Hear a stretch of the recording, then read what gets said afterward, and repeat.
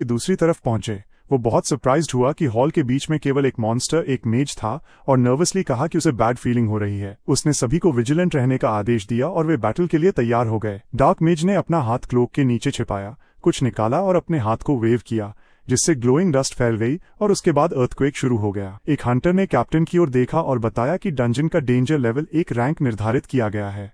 ये सुनकर वो बहुत नर्वस हो गया और एक्सक्लेम्ड कि यह निश्चित रूप से एक बी रैंक गेट है। उसी समय हॉल में ह्यूज नंबर ऑफ अनडेड दिखाई दिए और लैरी अपनी स्वॉर्ड ड्रॉ करते हुए सोचा कि क्या ये एक ट्रैप है। उसने सभी को बैटल के लिए तैयार होने का आदेश दिया और फिर फाइट शुरू हो गई। मेली हंटर आगे बढ़ा, स्केलेटन्स पर स्लैशिंग किया और मेजेस ने डिस्टेंस से फायर की मदद दी। कई स्केलेटन्स को निपटाने के बाद कैप्टन एक्सक्लेम्ड कि बहुत ज्यादा हैं, और फिर पूरा हॉल पर्पल लाइट से इल्यूमिनेटेड हुआ और वो फ्रीज हो गया। उसने ऊपर देखा और नर्वसली कहा कि यह संभव नहीं हो सकता। डंजन में एक ह्यूज ड्रैगन दिखाई दिया। डेंजर एस रैंक तक बढ़ गया और कैप्टन ये समझकर कि वे हैंडल नहीं कर सकते ने सभी को रिट्रीट का आदेश दिया। इसी बीच यूएस हंटर ब्यूरो गेट को देख रहा था। स्मिथ, ब्यूरो का डायरेक्टर, ये जानकर कि कुछ गलत है, एंग्शियसली पूछा कि क्या हुआ। लड़की ने मॉनिटर की ओर ग्लांस किया और कहा, गेट में जाने वाले ग्रुप में न्यूमरस कैजुअलिटीज हुए। अब हंड्रेड्स ऑफ अनडेड गेट से बाहर आ रहे हैं। एंट्रेंस को कंट्रोल करने वाली फोर्सेस डिस्ट्रॉय हो गई हैं। डंजन में ब्रीच हो चुका है। ये सुनकर स्मिथ बीमार महसूस करने लगा। उसके बाद वो इंचौंग गया। जैसे ही वे एयरपोर्ट पर उतरे, उन्होंने तुरंत हंटर ब्यूरो के डायरेक्टर कैंग आइलॉप से मुलाकात की। उन्होंने पूछा कि क्या हंटर बे वॉन्सिक भेजने का रिक्वेस्ट आया था, लेकिन यह इम्पॉसिबल था। यूएस डेलीगेशन उनके स्टेटमेंट से टेकन अबैक था और स्मिथ नर्वसली कहा कि वो सिर्फ 20 मिनट्स पहले यूएस प्रेसिडेंट के ऑर्डर्स पर स्पेशल प्लेन से आए थे। मीटिंग एयरपोर्ट कॉन्फ्रेंस रूम में अर्जेंट मैटर के कारण रखी गई थी, लेकिन उन्होंने 30 सेकंड्स के भीतर रिफ्यूज कर दिया। क्या वो समझता है इसका मतलब? इल्साप ने उन्हें याद दिलाया कि ये साउथ कोरियन टेरिटरी है। इमरजेंसी विजिट और मीटिंग यूएस प्रेसिडेंट के ऑर्डर से संबंधित नहीं है। वो केवल ये क्लैरिफाई करना चाहता है कि ये इसलिए हुआ क्योंकि उनकी गवर्नमेंट ने रिक्वेस्ट ग्रांट की थी। उसने डॉक्यूमेंट सौंपे और कहा कि अगर वे फिर से सोचें तो वो अपना निर्णय रिकंसिडर कर सकता है। स्मिथ शॉक्ड नोटेड कि ये वही इंफॉर्मेशन शेयरिंग अग्रीमेंट था जो यूएस और कोरिया के बीच हुआ था। क्या ये अग्रीमेंट 3 मंथ्स पहले कंक्लूड नहीं हुआ था? इल्सॉप ने स्माइल किया और याद किया कि ये 3 मंथ्स पहले हुआ था। यूएस ने उसे गेटवे की इंफॉर्मेशन एक्सचेंज का अग्रीमेंट दिया और उसने सोचा कि यही अग्रीमेंट कहलाता है। उन्होंने सभी डिमांड्स इग्नोर कर दी, अपने तरीके से उन पॉइंट्स को बदल दिया जो उनके लिए बेनिफिशियल थे, और ये सब उस स्लाई फॉक्स स्मिथ की वजह से। फिलहाल उन्होंने कहा कि उनके साथ अब और बात करने के लिए कुछ नहीं है। अगर उनके पास और कुछ कहने को नहीं है तो मीटिंग ओवर है। समय कम होने के कारण वो उन्हें जितनी जल्दी हो सके वापस भेजने की व्यवस्था करेगा। स्मिथ ने उसे शॉक में देखा और सोचा, क्या वो सच में बस जा रहा है? आखिरकार सेक्रेटरी ऑफ स्टेट और नेशनल सिक्योरिटी एडवाइजर यहाँ हैं। वे खाली हाथ नहीं लौट सकते। वो अपनी सीट से जंप किया और एक्साइटेडली कहा कि उन्हें वेट करें, और आइलॉप ने मुस्कुराते हुए उसका सामना किया, जैसे कि यही वो इंतजार कर रहा था। इसी बीच डेजर्ट के आउटस्कर्ट्स में टेम्पररी कैंप सेटअप किया गया। जैसे ही स्मिथ यूएस टेरिटरी में लौटा, वो तुरंत वहां पहुंचा। अब लैरी अन्य हंटर्स से बात कर रहा था। उसने कहा कि अनडेड की आर्मी ने लास वेगस पर लास्ट नाइट अटैक किया और उनके नंबर्स तेजी से बढ़ रहे थे क्योंकि विक्टिम्स अनडेड आर्मी में ट्रांसफॉर्म हो रहे थे। अब उन्होंने नियरेस्ट सिटी की ओर मूवमेंट रेज्यूमे कर दिया था। उनकी स्पीड काफी हाई थी, इसलिए समय बहुत महत्वपूर्ण था। अगर वे फेल हुए तो नेक्रोमांसर अपनी ट्रूप्स बढ़ा देगा, इसलिए उन्हें एब्सोल्युटली रोकना था। अपने फैमिलीज के लिए और अपने देश के सभी सिटीजन्स के लिए ये करना जरूरी था। वो ऑपरेशन का प्लान और डिटेल में एक्सप्लेन करने वाला था, लेकिन स्मिथ ने उसे इंटरप्ट किया। उसने लेक्टर्न पर अपना स्थान लिया और हंटर्स को इन्फॉर्म्ड किया कि उन्होंने निश्चित रूप से कठिन समय देखा है, लेकिन उन्होंने अंततः बे वॉन्सिक को कैप्चर कर लिया। जैसे ही उन्होंने उसका नाम सुना, वे डिस्कशन में लग गए और एक ने पूछा, क्या ये रियल पर्सन है?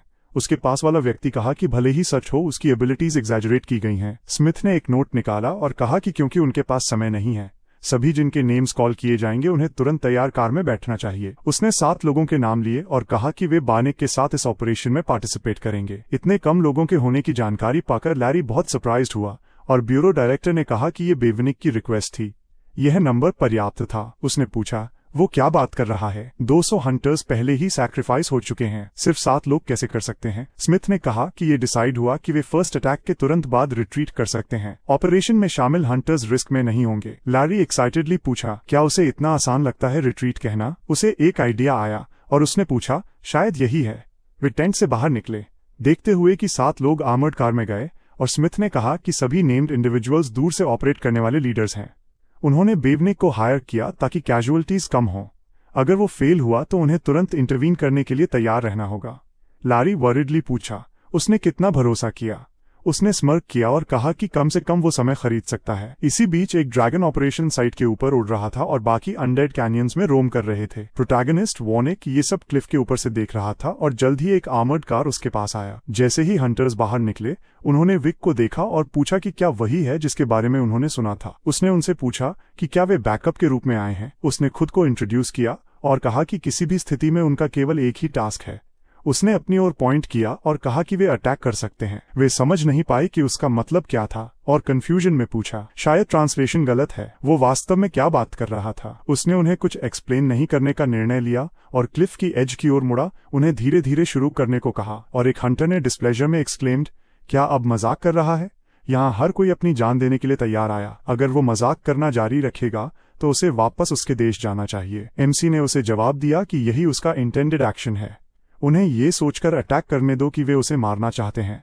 हंटर्स उसे बिविल्डरमेंट में देख रहे थे, कुछ कह नहीं पा रहे थे और वॉनिक क्लिफ से कूद गया और सीधे अनडेड आर्मी के सामने लैंड किया। स्केलेटन रुक गया और ड्रैगन एक्ट करने लगा, डिसेंट किया और तुरंत एमसी पर एनर्जी बीम फायर किया। उसने अपना शील्ड चमकाया और उसे रेज किया, एक्टिवेटिंग द सीक्रेट बैरियर। उसके ऊपर एक डोम उठी, ड्रैगन के अटैक को ब्लॉक किया और जो हंटर्स ये देख रहे थे उन्होंने कहा कि ये मैडनेस है। कैसे वो इतनी कामली ड्रैगन की अपनी ब्रेथ को रिफ्लेक्ट कर सकता है जबकि इतनी पावर हर चीज को मेल्ट करने में केपेबल थी। उस समय प्रोटेक्टिव डोम कई छोटे फ्रैगमेंट्स में शैटर्ड हुआ और उसने उन्हें कलेक्ट करके अपने शरीर को सेक्रेड आर्मर से कवर किया जिससे वो ग्लो करने लगी। गहरी सांस लेते हुए उसने अपना शील्ड रेज किया और loudly shouted, activating the skill hatred beat. इस तरह अनडेड को प्रोवोक किया। एक ह्यूज आर्मी तुरंत उसकी ओर दौड़ने लगी और एक हंटर ने बाकी को इसे देखने को कहा। उसने याद किया कि वॉनिक ने कहा था कि उन्हें उसे अटैक करना चाहिए और सरप्राइज में पूछा, तो इसका मतलब यही है?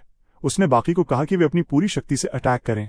उनका टारगेट बेविक था। उन्होंने खुद को प्रिपेयर किया और लड़की ने पूछा कि क्या वो सुनिश्चित है कि उन्हें अपनी पूरी शक्ति से अटैक करना चाहिए।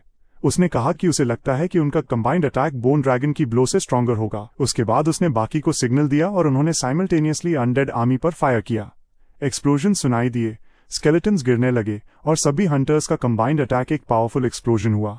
जैसे ही सब शांत हुआ, बैटलफील्ड पर स्मोक उठी और एमसी बोन्स के ढेर पर खड़ा था। लड़की ने पूछा, क्या ये पॉसिबल है? उन्होंने अपनी सारी ताकत उस पर फेंक दी और वो अनहार्म्ड बाहर आया। उसकी कॉलीग ने कहा कि पूरी अनडेड हॉर्ड एलिमिनेट हो गई है, अब केवल ड्रैगन बचा था। उसी समय बोन्स के ढेर के नीचे बेरीड अनडेड ने वॉन्सिक को उसके पैरों से पकड़ लिया और उसने पीछे की ओर प्रेजेंस को महसूस किया। उसने नेक्रोमांसर को मलिशियसली मुस्कुराते हुए देखा और पूछा, तो वो उनका बॉस है? डंजन में ह्यूज ड्रैगन की शैडो थिक हुई। उसने ऊपर देखा और ये देखते हुए कि वो उस पर शूट करने वाला है, बस साय किया। इसी बीच हंटर्स अलार्म्ड हो गए। आदमी ने विक को बुलाया और कहा कि वो भागे। इस ड्रैगन की मैजिक का फ्यूजन कोई मजाक नहीं है। ये ब्रीदिंग पहले जैसी नहीं है। एक हंटर ने देखा कि उसके लेग्स शैकल्ड हैं और वो नर्वस हो गया और एमसी ने मीनवाइल कहा कि ये बहुत आसान है। उसने नेक्रोमांसर की ओर चेन रिलीज किया, उसे टाई किया और फिर खुद की ओर खींचा और उसके कपड़े पकड़कर उसे जमीन से उठाया और बस होल्ड करना शुरू कर दिया। उसी समय ड्रैगन ने फायर किया, अपनी डिस्ट्रक्टिव फोर्स अनलीश की और एक पावरफुल एक्सप्लोजन हुई। हंटर्स क्लिफ के ऊपर से हॉरर में देख रहे थे और फिर ड्रैगन स्टॉप हुआ और फॉल होना शुरू किया जब तक वो डस्ट में बदल नहीं गया। अपने अटैक से उसने नेक्रोमांसर को डिस्ट्रॉय कर दिया। क्लाउड्स रिट्रीट हुई, सन आया और उसकी रेज डेजर्ट को इल्यूमिनेट कर दी। हंटर्स बैटलफील्ड पर डिसेंडेड हुए और देखा कि सभी अनडेड डस्ट में बदल गए और नेक्रोमांसर गायब हो गया। उन्होंने एक्सप्लोजन से बने ह्यूज होल को देखा और हंटर ने पूछा कि उसने ऐसा चॉइस कैसे किया। उसने कहा कि वो यहाँ मरने के लिए तैयार आया था और वो पता चला कि वो किसी भी हंटर से ज्यादा मरने के लिए तैयार आदमी है। वो अपनी टीयर्स नहीं रोक सका और वॉनिक को रेस्ट इन पीस की कामना की। वो एक रियल टैंक था। जब वे उसका मॉर्निंग कर रहे थे, होल के नीचे एक क्रैक दिखाई दिया और फिर उसमें से एक हाथ निकला। अचानक क्रंच सुनकर हंटर्स शॉक में नीचे देखे। एमसी अंडरग्राउंड से बाहर आया और डस्ट झटक दिया, फिर अपना हेलमेट उतारा और मुस्कुराते हुए ऊपर देखा। उसने अपने शरीर से ड्रैगन की ब्रेथ विथस्टैंड की। ये खाली नहीं था कि उसे सुपर टैंक कहा जाता है। उसने ऊपर वाले हंटर्स को बुलाया और पूछा कि क्या कोई रोप नीचे कर सकता है। गेट ब्रीच को सक्सेसफुली एलिमिनेट करने के बाद एमसीयूएस गेम ब्यूरो के ट्रॉफी वॉल्ट एक व्हाइट डोम गया। सिर्फ बिल्डिंग के एक्सटीरियर को देखकर नाम अजीब लग सकता है, लेकिन इसके बेसमेंट में एक व्हाइट डोम शेप्ड वेयरहाउस बनाया गया है। अपने नाम के अनुसार इसमें रेयर मॉन्स्टर बोन्स और डेंजरस क्लासिफाइड वेपन्स, साथ ही अननोन पर्पस वाले आइटम्स रखे गए हैं। ये हंटर्स द्वारा बोले गए 3 ग्रेटेस्ट ट्रेजर वॉल्ट्स में से एक है। ब्यूरो डायरेक्टर ने उसे यहाँ लाकर धन्यवाद दिया। उसने एंट्रेंस पर गार्ड का अभिवादन किया, आइडेंटिफिकेशन पास किया और तभी ह्यूज आयरन डोर्स खुली जिससे सामने एक विशाल हॉल दिखाई दिया जो वॉन्सिक के लिए सामान से भरा हुआ था। स्मिथ अंदर आया और हाथ फैलाकर उसे व्हाइट डोम में ग्रीट किया। जैसा कि कॉन्ट्रैक्ट में वादा किया गया था, वो उसे इस थर्ड आस वॉल्ट में से एक आइटम देगा। यहाँ बहुत सारी चीजें थीं, वेपन से लेकर एक्सेसरीज तक। एमसी ने ध्यान से चारों ओर देखा और सोचा कि ये सभी आइटम्स कम से कम ए रैंक से ऊपर हैं और कुल मिलाकर 200 आइटम्स हैं। उसने एक डिस्प्ले केस के पास जाकर सोचा, तो यही है थर्ड क्लास स्टोरेज का सामान। फिर सेकंड और फर्स्ट क्लास में क्या आइटम्स रखे हैं। स्मिथ उसके पास आया और पूछा कि क्या उसे इस आइटम में इंटरेस्ट है। ये था टीयर्स ऑफ वेलकम, एक नेकलेस जो इल्यूजरी शील्ड बनाता है। वो कॉन्फिडेंटली कह सकता था कि ये एक टैंक जैसे उसके लिए एक्सीलेंट आर्टिफैक्ट है। वानुक ने इसे थॉटफुली देखा, फिर आगे बढ़ा और कहा कि डिजाइन बहुत अच्छा नहीं है। आदमी थोड़ा हैरान हुआ और सोचा तो उसे ब्यूटीफुल डिजाइन में इंटरेस्ट था। उसी समय कुछ और एमसी का ध्यान खींचा और स्मिथ ने कहा कि वहाँ कुछ कम यूजफुल आइटम्स हैं। बेशक यहाँ के बाकी आइटम्स की तुलना में वे बहुत अच्छे नहीं थे। विक ने उसे पूरा करने नहीं दिया और कहा कि उसे यह आइटम पसंद है। उसने निक्रोसिस टीयर्स की ओर इशारा किया, नेकलेस जो अंडर वाटर ब्रीदिंग देता है, और स्मिथ ने पूछा कि क्या वो सच में इसे लेना चाहता है। वो उसे माना नहीं कर सकता। एमसी ने मुस्कुराते हुए कंफर्म किया और कहा कि उसे नेकलेस का डिजाइन पसंद है। अंततः वो अपने होमलैंड में पहुंच गया। जैसे ही वो प्लेन से रेड कार्पेट पर उतरा, हंटर्स ब्यूरो के डायरेक्टर ने उसका स्वागत किया और मुस्कुराते हुए कहा कि वो सेफ और साउंड लौट आया। ये देखकर खुशी हुई। उसने काफी मेहनत की, शायद वो कहीं बाहर जाकर खाना चाहता हो। उसने सुझाव दिया कि वो इसे किसी और समय करे, अब वो घर जाकर रेस्ट करना चाहता है। इल्सॉप सहमत हुए और कहा कि वो उसे राइड देंगे। एयरपोर्ट से ड्राइव करते हुए डायरेक्टर ने पूछा कि क्या स्मिथ ने कोई ट्रिक्स यूज की थी। वानिक ने याद किया कि उसने उसे जो पेपर्स दिए थे वो उन्हें दिखाते हुए कहा कि उसने उसे ऐसा ऑफर दिया था। ये जानकर कि उसे स्पेशल एडमिशन के लिए एप्लीकेशन दी गई थी, वो बहुत गुस्से में आ गया और एक्सक्लेम्ड किया कि उसने जाना था कि वो इसे फॉलो करेगा। वो इसे साइन नहीं करने वाला था, है ना? उसने मुस्कुराते हुए कहा कि वो इसे साइन नहीं करेगा। उन्हें बताया गया कि ड्यूअल सिटीजनशिप अलाउड नहीं है। इल्सॉप बहुत खुश हुए और कहा कि वो उस पर भरोसा करता है, और एमसी ने कहा कि नीचे लिखी बातें पढ़ो। एक क्लॉज था जिसमें लिखा था कि अगर वो सिटीजनशिप स्वीकार करता है तो उसे टैक्स एग्जेम्पशन, गेट में प्रायोरिटी एंट्री, बहुत सारी सब्सिडीज और व्हाइट डोम के सेकंड आस ट्रेजर्स मिलेंगे। इल्सॉप की आंखें ऑलमोस्ट बाहर निकल आईं जब उन्होंने ये सब पढ़ा, और वानुक ने रिप्रोचफुली पूछा, क्या उसे कुछ महसूस नहीं हुआ? इसके बाद आदमी ने नर्वस होकर एक्सक्लेम्ड किया कि कोरियन हंटर्स एडमिनिस्ट्रेशन के हेड के रूप में वो उसे उनके वेयरहाउस और फर्स्ट क्लास ट्रेजर्स उपलब्ध कराएंगे। उन्होंने पूछा, क्लासिफिकेशन कब से है? पहले तो सिर्फ 20 ट्रॉफीज थे और उनका आधा हिस्सा उन्होंने डोनेट किया था। इल्सॉप को कुछ कहने का पता नहीं था और उन्होंने टीयरफुली अपोलोजाइज्ड किया। सब पहले ही फंस कर रहे थे कि उसे बहुत ज्यादा एडवांटेजेस मिल रहे हैं। वो नजरें हटा लिया और कहा कि अब ये उसकी चिंता का विषय नहीं है, और उसी समय उसने डेंजर नोटिस किया। वो आगे झुका और देखा कि ड्राइवर का फेस डर से भर गया है। एक ट्रक उनकी ओर दौड़ा और उनके कार की तरफ सीधे रश करने लगा। ट्रक ड्राइवर, ऐसा लगता है, अब जाकर रियलाइज किया कि वो गलत दिशा में जा रहा है। एमसी ने दूर तोड़ते हुए कार से कूदकर गोल्ड चेन का इस्तेमाल किया और ड्राइवर को कैबिन से बाहर खींच लिया और अपनी बेयर हैंड से ट्रक को रोक दिया। आदमी डर के मारे चीखा और फिर सीधे विक की बाहों में गिर गया। उसने कहा कि ऐसा लगता है जैसे वो ट्रक को स्लीपी चल रहा था और उसे फ्यूचर में सावधान रहने के लिए कहा। उसने टीयरफुली अपोलोजाइज किया और कार में ड्राइवर और पैसेंजर्स की हालत चेक की। ड्राइवर डर के मारे पूरे शरीर से कांप रहा था और पहले ही माउथ से फोम आने लगा था, और पीछे एक छोटी लड़की बैठी थी। एमसी ने उसे चेक करने का फैसला किया। वो अब इतनी शॉक में थी कि सिर्फ एक पॉइंट पर देख रही थी। उसने उसे डिस्ट्रैक्ट किया और पूछा कि क्या ठीक है। उसने डरते हुए नॉड किया और एमसी ने मुस्कुराते हुए कार में लौट आया। इल्सॉप ने कहा कि इस बार कम से कम एक डोर डैमेज्ड हुआ। लास्ट टाइम उसने कार की रूफ तोड़ दी थी और रिपेयर कॉस्ट्स बहुत हाई आए थे। उसने जवाब दिया कि हर स्प्लिट सेकंड मैटर करता है। उसने डोर हैंडल पकड़कर बाहर कैसे निकला? आदमी हंसा और कहा कि ह्यूमन लाइफ की तुलना में ये दूर कुछ भी नहीं है। इसके बाद उन्होंने ड्राइव कंटिन्यू किया और वानुक ने कहा कि उनकी बातचीत अभी खत्म नहीं हुई। इल्सॉप तुरंत वरीड हो गए और प्रिटेंड किया कि कुछ नहीं सुना क्योंकि हवा चल रही थी। वे उस पोर्ट पहुंचे जहां वो बोट में बोर्ड करेगा और वेस्टर्न सी के पास एक अनइनहैबिटेड आइलैंड की ओर गया। वहां पहुंचकर उसने अपने फ्रेंड डॉन का धन्यवाद किया कि उसने राइड दी। उसे खुद बहुत सारी चीजें करनी होंगी। उसने कहा कि सब ठीक है और जब भी उसे जरूरत हो वो कॉल कर सकता है। उसने उसे एक बैग दिया और कहा कि भले ही उसने कहा हो कि रामेन पर ही न रहे, वो फिर भी नहीं सुनेगा। इसलिए उसने फ्रेश किमची लाया ताकि वो रामेन के साथ खा सके।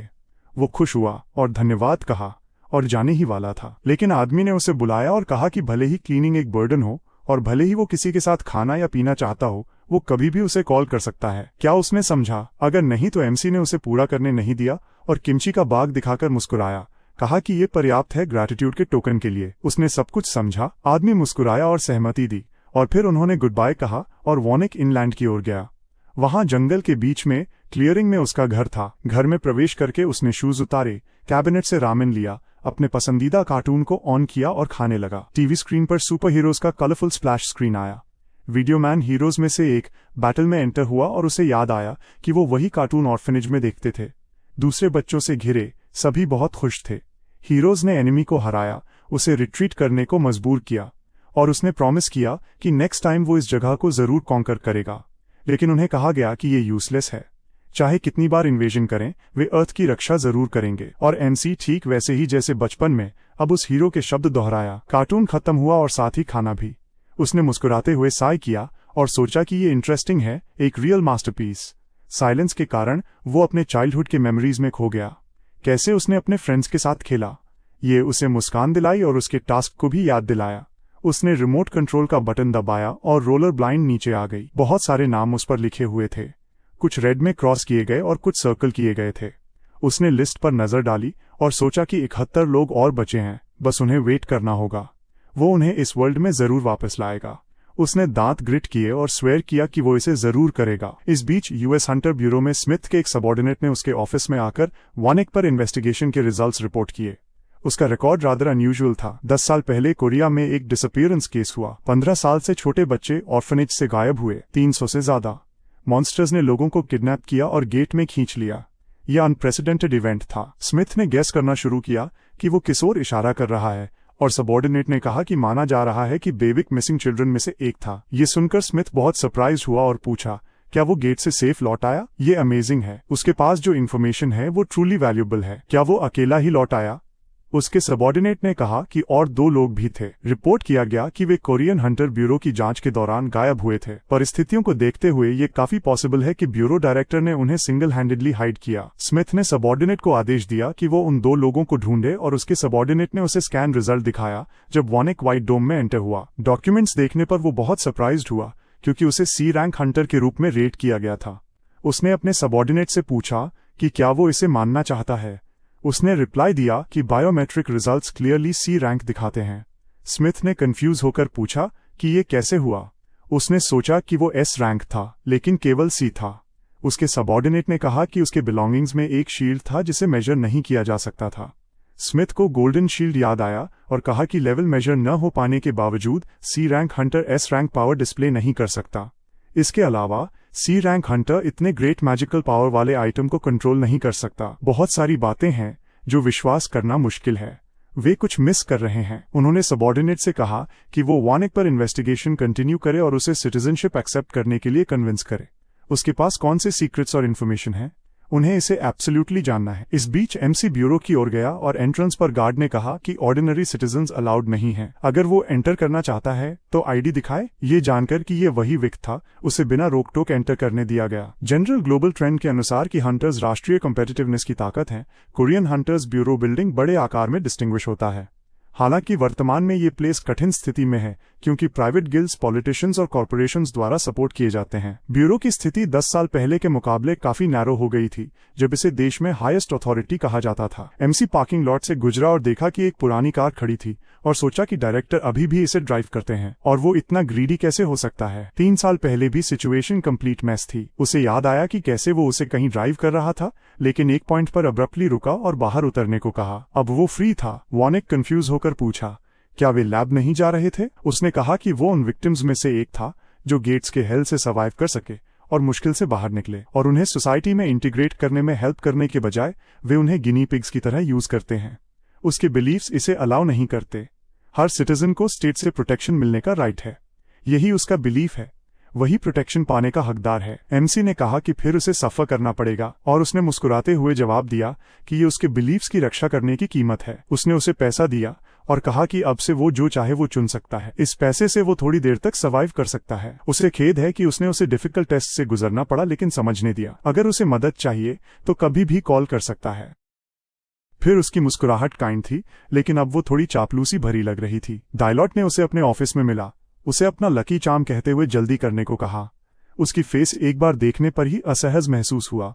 उसने उसे व्हाइट डोम में खोजे गए ट्रेजर्स की एक लिस्ट दी और उसकी एक्सीलेंट वर्क की तारीफ की और बैठने के लिए कहा। एमसी ने मना कर दिया और एग्जिट की ओर बढ़ा कहते हुए कि उसे बुरा फीलिंग हो रहा है इसलिए वो बस घर चला जाएगा। डिलॉ परेशान हो गया और एक्सक्लेम्ड किया कि वो उसे ऑफेंड कर रहा है और उसे बैठना चाहिए। उसके पास उसके लिए बड़ी न्यूज थी। इसके बाद वे दोनों बैठे और उसने पूछा कि क्या उसे वो लड़की याद है जिसे उसने ट्रक से बचाया था। एमसी को हैरानी नहीं होनी चाहिए। बचाई गई लड़की हाँ योंगिम की बेटी है जो गुसंग कॉर्पोरेशन की चेयरमैन है और जिसे तुम सभी एम्प्रेस कहते हैं। वो बिजनेस वर्ल्ड में टॉप 20 में रैंक करने वाली बड़ी कॉर्पोरेशन की हेड है। एमसी ने थॉटफुली पूछा, सच में? इल्सॉप मुस्कुराया, फिर उसके शोल्डर्स को पकड़कर दर्द भरे एक्सप्रेशन के साथ मदद मांगने को कहा। हाँ, योंगिम ने हंटर ब्यूरो को ग्रैटिट्यूड के रूप में डोनेशन करने का वादा किया, वो भी ह्यूज डोनेशन, पूरे 10 बिलियन। वॉनिक नर्वस होकर एक्सक्लेम्ड किया कि ये तो ग्रेट है, वह बस पैसे एक्सेप्ट कर सकता है। इल्सॉप ने दूर देखा और नर्वस स्माइल के साथ कहा कि वो उसे पर्सनली मिलकर धन्यवाद देना चाहती है और कोइंसिडेंस से उसने उसे हंटर ब्यूरो का ऑफिशियल एजेंट के रूप में इंट्रोड्यूस किया। एमसी ने डिस्प्लेजर के साथ कहा कि उसने कहा था कि इस मैटर पर क्लियर लाइन ड्रॉ करे, वो इस जगह से टाइड नहीं होना चाहता। आदमी ने कहा कि ऑफ कोर्स कॉन्ट्रैक्चुअल टर्म्स अलग हैं,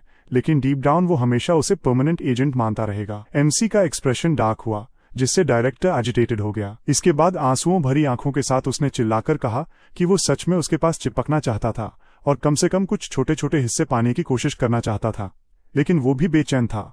वो पूरी तरह जानता था कि ब्यूरो का बजट हर साल घट रहा है। वो अपने एजेंट्स को गुड इक्विपमेंट प्रोवाइड करना चाहता था। क्या उसे दुख नहीं होता कि एजेंट्स हमेशा डर के मारे ट्रेम्बलिंग करते रहते हैं कि कहीं उन्हें चोट न लग जाए? एमसी कंफ्यूजन में सिर खुजाता है, ये समझते हुए कि बजट का बड़ा हिस्सा उसी को जा रहा है। इस बीच इल्सॉप पहले ही आंसुओं में बह चुका था। एमसी ने पूछा कि क्या वे अभी बिना टाइम वेस्ट किए उससे मिल सकते हैं। इल्सॉप ने तुरंत अपने फेक टीयर्स पोंछे और मुस्कुराते हुए कहा कि उसने सोचा था कि वो बेस्ट है, फिर वो अभी गुसन कॉर्पोरेशन को कॉल करेगा। जैसे ही वो ऐसा करने वाला था, उनके फोन्स पर गेट से सपोर्ट रिक्वेस्ट का नोटिफिकेशन आया और ब्यूरो डायरेक्टर ने कहा कि वो बाद में उससे मिल सकता है। इसके बाद सेक्रेटरी ने ऑफिस में प्रवेश किया और पूछा, क्या उन्होंने सपोर्ट रिक्वेस्ट नहीं रिसीव किया? वॉनिक ने कंफर्म किया और उसने रिपोर्ट किया कि हेलीकॉप्टर रेडी है। इसके बाद वे उड़ गए। जल्दी ही वे गिम्पो लॉजिस्टिक्स सेंटर पहुंचे। एमसी ने हेलीकॉप्टर से उतरकर पूछा कि क्या ब्लैक स्काई गिल्ड ने केस ले लिया है। ब्यूरो एजेंट ली जोंग जिन ने इसे कंफर्म किया और जोड़ा कि सेकंड एलीट टीम 2 आवर्स पहले निकल चुकी थी। एमसी ने जर्नलिस्ट्स की भीड़ को देखा जो गेट के आसपास जमा थी और महसूस किया कि काफी नॉइज है। एजेंट ने कहा कि ऐसा इसलिए है क्योंकि मिन्हाना सेकंड एलीट टीम में है। एक सेलिब्रिटी के रूप में उसकी ग्लैमरस अपीयरेंस है, लेकिन सिर्फ इतना ही नहीं, वो वर्ल्ड फेमस रैंक फायर मेज है। वो डेंजरस गेट से डरती नहीं और क्योंकि उसकी लाइफ फ्लॉलेस है, हर मिशन पर फैंस की भीड़ उसके पीछे होती है। एमसी ने नोट किया कि अगर मिन्हाना पहले ही गेट में प्रवेश कर चुकी है और सिचुएशन रिजॉल्व नहीं हुई है तो चीजें अच्छी नहीं हैं। जोंग जुन ने उससे सहमति जताई और कहा कि गेट्स का लेवल 1 घंटे पहले बी रैंक से ए रैंक में अपग्रेड हुआ था और सपोर्ट फोर्सेज में भी डिले हुआ था। फिर भी ब्लैक स्काई गिल्ड का दावा था कि कोई प्रॉब्लम नहीं है। उन्होंने कहा कि नंबर 1 एलीट टीम जल्द ही पहुंचेगी। उसी समय उन्होंने एनर्जी का बर्स्ट महसूस किया। गेट एक्टिव हुआ और विक ने रिमार्क किया कि लगता है सब कुछ जल्दी कोलैप्स होने वाला है। जोंग जेवाईएन ने सुझाव दिया कि वे जल्दी जाएं, लेकिन ब्लैक स्काई गिल्ड का एक आदमी उन्हें रोकता है। उसने पूछा कि वे कौन हैं? केवल इन्वॉल्व्ड पार्टीज ही यहाँ अलाउड हैं। यहाँ डेंजरस है, इसलिए उन्हें निकल जाना चाहिए। एजेंट ने अपने डॉक्यूमेंट्स दिखाए और कहा कि वे हंटर ब्यूरो से हैं और गेट की जांच करने आए हैं। आदमी ने कहा कि चिंता मत करो, नंबर 1 एलीट टीम जल्द ही आएगी। उनका गिल्ड यहाँ एक्सीलेंट काम कर रहा है। ब्यूरो एजेंट नर्वस हो गया और हाथ हिलाते हुए एक्सक्लेम्ड किया, क्या वो गेट की स्थिति नहीं देख सकता? शायद जल्द ही डंजन ब्रेक थ्रू होगा। अगर उसने गिल्ड की प्राइड प्रोटेक्ट करने की कोशिश की तो लोग मर सकते हैं। आदमी ने उसे कपड़े से पकड़कर अपनी ओर खींचा और डिसअप्रूवल के साथ पूछा, हंटर ब्यूरो में प्रवेश करने से क्या बदल जाएगा? वो अकेले जाकर फाइट नहीं करना चाहता। वे कुछ भी केपेबल नहीं है, बस अपने टैक्सेस खा जाते हैं। इसलिए उन्हें सिचुएशन कॉम्प्लिकेट नहीं करनी चाहिए और बैरिकेड के पीछे क्वाइटली बैठकर ऑब्जर्व करना चाहिए। उसने याद दिलाया कि गेट से संबंधित किसी भी डेंजर की स्थिति में हंटर्स ब्यूरो आवश्यक इंस्ट्रक्शंस और ऑर्डर्स इशू कर सकता है और यह लॉ द्वारा गारंटीड है। चूंकि डंजन ब्रीच अब इनएविटेबल है, हंटर्स ब्यूरो के पास इंटरवीन करने का राइट और रिस्पॉन्सिबिलिटी है। एमसी ने हंटर का आर्म पकड़कर पूछा, क्या उसने सब कुछ सुना? अगर उसे किसी चीज से डिससैटिस्फैक्शन है तो उसे फॉर्मल कंप्लेंट ब्यूरो के पास करनी चाहिए। उसने उसका हाथ इतना कसकर पकड़ा कि उसने ग्रिमेस किया और कहा कि कंप्लेंट करे अपनी शक्ति से नहीं बल्कि डॉक्यूमेंट्स के साथ। इसके बाद वो गेट की ओर गया और एजेंट को बताया कि वो प्रवेश कर रहा है। उसे निश्चित रूप से गिल्ड से इस इंसिडेंट के लिए कॉम्पेंसेशन मिलना चाहिए। आदमी ने कहा कि अगर वे केवल ये फैक्ट छिपा सकें कि वे बाहरी मदद ले रहे हैं तो वे कुछ भी करेंगे। गिल्ड का आदमी मीनवाइल गुस्से में टीथ क्लेंच्ड कर वानिक को शाउटेड किया, वो कौन है? क्या वो भी ब्यूरो से है? उसने आर्मर पहन लिया और कहा कि ऐसा नहीं है, वो सिर्फ एक रेस्क्यूअर है। कुछ समय पहले टीम डंजन में घूम रही थी। और हाना ने देखा कि पार्टिसिपेंट्स का 2/3 न्यू कमर्स हैं। क्या ऐसी टीम को सच में एलीट कहा जा सकता है? क्या वो बी रैंक गेट्स को ज्यादा अंडर एस्टिमेट नहीं कर रहा? कमांडर ने जवाब दिया कि न्यू कमर्स में भी कुछ ऐसे लोग थे जिन्होंने ग्रेट प्रॉमिस दिखाया। वे फ्यूचर के एलीट हैं। उन्हें एक्सपीरियंस गेन करना यूजफुल होगा। और उन्हें क्यों वरी होना चाहिए, क्योंकि उनके पास ए रैंक मेज है। उसने डिस्प्लेजर के साथ कहा, जैसे वो किंडरगार्टन टीचर नहीं है। कमांडर ने कहा कि ऐसा मत कहो। अब सिर्फ ब्लैक स्काई ऐसा नहीं कर रहा, अन्य गिल्ड्स भी सेम प्रिंसिपल पर ऑपरेट करते हैं। अगर लगता है कि उनके पास पर्याप्त शक्ति नहीं है तो सिर्फ रिट्रीट करना बेटर है, भले ही इसका मतलब डंजन ब्रीच हो। अगर वे अपनी ट्रू एलीट टीम फिर से यूज करके प्रॉब्लम सॉल्व करते हैं तो डिफेंस ब्रीच करने पर रिवॉर्ड भी मिल सकता है। इस तरह वे दो काम एक साथ करेंगे। उसकी डिस्प्लीज लुक देखकर उसने स्मर्क किया और पूछा कि क्या उसे इस तरह की बात पसंद नहीं है। लेकिन उसे अभी भी ये जानना जरूरी था कि यहाँ चीजें कैसे काम करती हैं, क्योंकि वे चैरिटी नहीं चला रहे थे। उसके टीम के एक मेंबर ने आगे एक्साइटेडली पॉइंट किया और कमांडर ने कहा कि ये डार्क प्रीस्ट्स हैं। जो पर्पल रोब में बीच में है वो शायद उनका लीडर है। हालांकि उनकी मैजिक चैलेंज कर सकती है, वे इतने टफ नहीं हैं। डार्क प्रीस्ट लीडर ने अपनी स्टाफ जमीन पर पटक दी और पूरा डंजन तुरंत शुक हुआ, जिससे सभी वरीड हो गए। हाना ने रिमार्क किया कि ये सब स्ट्रेंज है और उन्हें केयरफुल रहने को कहा। इसके बाद उनके पैरों के नीचे क्रैक्स दिखाई दिए और एक ह्यूज टेम्पल गोलम जमीन से जंप कर आया। सब बहुत नर्वस हो गए और कमांडर शॉक्ड होकर पूछा कि यहाँ ए रैंक मॉन्स्टर क्यों है। गोलम ने उसका हेड पकड़ लिया, लेकिन वो रिएक्ट नहीं कर पाया और फिर क्रंचिंग साउंड हुई और ब्लड स्पिल हुआ। यही वजह थी कि टीम डिफीटेड हो गई। केवल हाना ही खड़ी रही और गोलम को फायरबॉल से फाइट करने की कोशिश की। उसने अपनी पूरी शक्ति से जोर से चिल्लाया और फिर से फायरबॉल फेंककर गोलम को ब्लो अप किया। अपनी पावरफुल ब्लोज से उसने उसके शरीर में छोटा होल पंच किया। स्पेल का यूज फिर से करते हुए उसने फ्यूरियसली कमांड किया कि वो फाइनली मर जाए। फिर से फायरबॉल फेंका और फायरबॉल गोलम को पियर्स कर डिसइंटीग्रेट कर दिया। फॉलिंग स्टोन्स को देखते हुए उसने ब्रेथ कैच किया और फिर मुड़ी और महसूस किया कि उसके अलावा सब डेड हैं। कुछ फ्लेयर उसके पीछे हुई और मुड़ने से पहले उसे मैजिक बॉल लगा और वो असाइड फेंक दी गई। वो अपनी पीठ पर गिर गई और दांत कसकर ऊपर देखने लगी। डार्क प्रीस्ट्स उसके सामने थे। अगर गोलम ना होता तो उसका माना लिमिट तक खत्म नहीं हुआ होता और वो शायद किसी तरह रिस्पॉन्स कर सकती थी। डार्क प्रीस्ट्स का लीडर हवा में उठकर अपने मिनियंस की पावर से ऊपर एक ह्यूज मैजिक बॉल कॉन्जर किया और उसने सोचा, क्या यही अंत है? उसने रेजिस्ट या फाइट करने की कोशिश नहीं की क्योंकि उसके पास स्ट्रेंथ नहीं थी। वो बैठ गई और अपने अंत का इंतजार करने लगी। फिर एक पावरफुल एक्सप्लोजन हुआ। कुछ सेकंड्स बाद हाना ने अपनी आंखें खोली, महसूस किया कि कुछ नहीं हुआ और उसने अपने सेवियर से एमिनेट हो रही गोल्डन लाइट देखी। उसने पूछा कि वो कौन है और उसने कहा कि रिलैक्स करे। उसने उसे चेन से बांधा, फिर धक्का दिया और कहा कि वो उसे गेट के पार भेज देगा। उसका चेन पैसेज में रश हुआ और जैसे ही लड़की की स्क्रीम्स खत्म हुई उसने उन्हें वापस अपने पास लाया और कहा कि सब रेडी है। डार्क प्रीस्ट ने मीनवाइल डिसाइडेड किया कि वे एक साथ अटैक करेंगे। उन्होंने छोटी मैजिक बॉल्स फेंकी, लेकिन उसने परवाह नहीं की और उनके पास हेडेड किया। अपने लीडर को देखते हुए उसने रुक गया। डार्क मैजिक की मदद से प्रीस्ट के पीछे एक स्नेक अपीयर हुई। वो तुरंत उसके पास रश हुई और माउथ वाइड ओपन की और उसने अटैक रिपेल किया, जिससे प्रीस्ट नर्वस हो गया। एमसी फिर उसके पास हेडेड किया और रिमार्क किया कि उसकी केन बहुत कूल दिख रही है। मीनवाइल हाना गेट में वापस जाने की कोशिश कर रही थी और लोगों को कहा कि उसे छोड़ दो। वहां एक आदमी अकेले फाइट कर रहा था। उसके गिल्ड मेंबर्स ने पूछा कि इतनी इंजरीज के साथ वो कहां जा रही है। उन्होंने पहले ही बैकअप रिक्वेस्ट किया था, उन्हें बस वेट करना था। उसने एक्सक्लेम्ड किया कि ऐसे सिचुएशन में हर सेकेंड काउंट करता है और आदमी नर्वस होकर चारों तरफ देखते हुए कहा कि काम हो और क्वाइटली बोले, यहाँ बहुत लोग हैं, अन्यथा रिपोर्टर्स सब कुछ समझ लेंगे।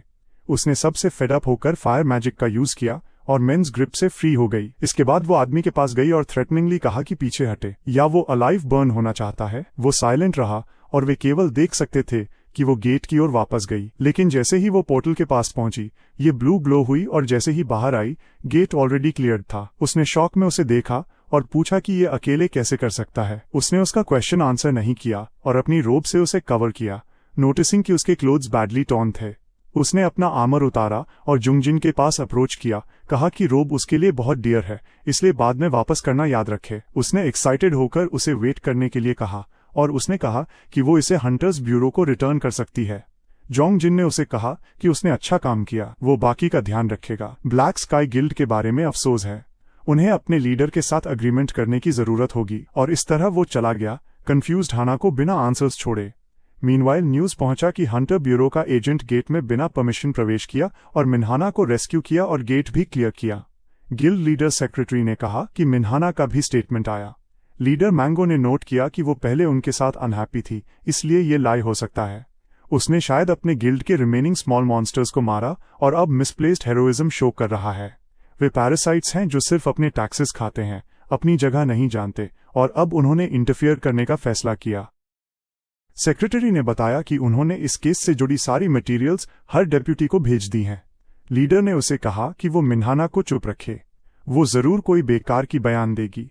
उसे हीरो, सन और विंड समेत सभी 10 मेजर गिल्ड से कांटेक्ट करने को कहा गया। उन्हें लीडर्स की मीटिंग करनी थी और वो इन इंसुलेंट एरोगेंट लोगों को, जिनमें डायरेक्टर कैंग इल्सॉप भी शामिल था, झुकाने वाला था। इसी बीच एमसी हंटर ब्यूरो पहुंचा और इल्सॉप उसे देखकर बहुत खुश हुआ। वो हंसते हुए बोला, क्या तुमने सच में ब्लैक स्काई गिल्ड को खत्म कर दिया? एमसी ने जवाब दिया कि ये सब सिटीजन्स की सेफ्टी के लिए था। इल्सॉप ने कहा कि किसी भी हालत में वो बहुत खुश है, वो बाकी सब संभाल लेगा, इसलिए एमसी को चिंता करने की जरूरत नहीं। एमसी ने नोट किया कि उस गिल्ड के स्ट्रॉन्ग पॉलिटिकल कनेक्शंस थे। उसने पूछा, क्या तुम इसे संभाल पाओगे? इल्सॉप मुस्कुराया और बोला कि जिन डेप्यूटीज को पैसे खिलाए गए थे उन्होंने वैसे भी एक्शन ले लिया है, इस बार वो सबको ठीक से चुप कर देगा। वॉनिक ने मुस्कुराकर उसे सावधान रहने की सलाह दी, क्योंकि वो उस मामले में उसकी मदद नहीं कर पाएगा। इल्सॉप ने हंसते हुए कहा कि उसे अंडर एस्टिमेट मत करो। तब वॉनिक ने अपनी स्टाफ टेबल पर रखते हुए कहा, इसे ले लो, ये डार्क प्रीस्ट्स के लीडर के पास थी, अगर जरूरत पड़े तो इसका इस्तेमाल करना। किसी ने मुझे इसे निकालते हुए नहीं देखा। इल्सॉप ने शुक्रिया कहा और पूछा कि क्या वो मीटिंग अरेंज कर सकता है। पहले तो एमसी समझ नहीं पाया कि वो क्या कह रहा है, लेकिन फिर उसे गुसोंग कॉर्पोरेशन की हनियोंगिम याद आई। जल्द ही वो उससे मिलने पहुंचा। टैक्सी से उतरते ही उसने एक महिला को देखा जो उसे देखकर काइंड स्माइल कर रही थी। वो सोचने लगा, क्या ये वही आयन एम्प्रेस हनियोंगिम है? उसने उसे ग्रीट किया और कहा कि वो उसका इंतजार कर रही थी। इसके बाद उसने झुककर उसका अभिवादन किया और दोनों ने एक दूसरे से अपना परिचय कराया। तभी उसकी डॉटर यूरा दौड़ती हुई बाहर आई। वो बहुत खुश थी। एमसी ने पूछा, कैसी हो? वो मुस्कुराई और बोली कि वो ठीक है। उसने झुककर आभार जताया और एमसी ने हंसते हुए उसके सिर पर हाथ फेरा। इसके बाद युंगिम ने उसे अंदर चलकर बात करने को कहा। दोनों उसके ऑफिस में बैठे। उसने फिर से वानिक का शुक्रिया अदा किया कि उसने उसकी डॉटर यूरा को बचाया, उसके कारण ही वो आज सेफ और साउंड है। फिर उसने पूछा, शायद तुम कुछ पर्सनल चाहो? एमसी ने कहा कि उसे कुछ नहीं चाहिए, लेकिन अगर वो हंटर्स ब्यूरो की मदद करती रही तो उसे खुशी होगी। वो मुस्कुराई और बोली, तुम सच में ब्यूरो की बहुत परवाह करते हो। सुना है कि तुम अनऑफिशियल एजेंट हो। एमसी थोड़ा हैरान हुआ और मन में सोचा कि हंटर्स के साथ कॉन्ट्रैक्ट की शर्तें तो सीक्रेट हैं। लगता है उसने थोड़ी इन्वेस्टिगेशन की है। उसकी नजर देखकर युंगिम ने माफी मांगी कि अगर उसने कुछ गलत कहा हो। फिर पूछा, क्या तुम ऐसी पोजीशन लेना चाहोगे जहां तुम्हारे साथ फेयर व्यवहार हो? एमसी ने पूछा, मतलब तुम मुझे कोई ऑफर देना चाहती हो? वो बोली, नहीं, बिल्कुल नहीं। जिसने मेरी चाइल्ड को बचाया उसे मैं बोझ नहीं देना चाहती, लेकिन इस मौके का फायदा उठाते हुए मैंने सोचा, क्या हो अगर ग्वांग कॉर्पोरेशन भी हंटर्स गिल्ड को ऑफिशियली सपोर्ट करना शुरू करे और उस गिल्ड का हेड कोई ऐसा हो जिस पर मैं भरोसा करती हूँ।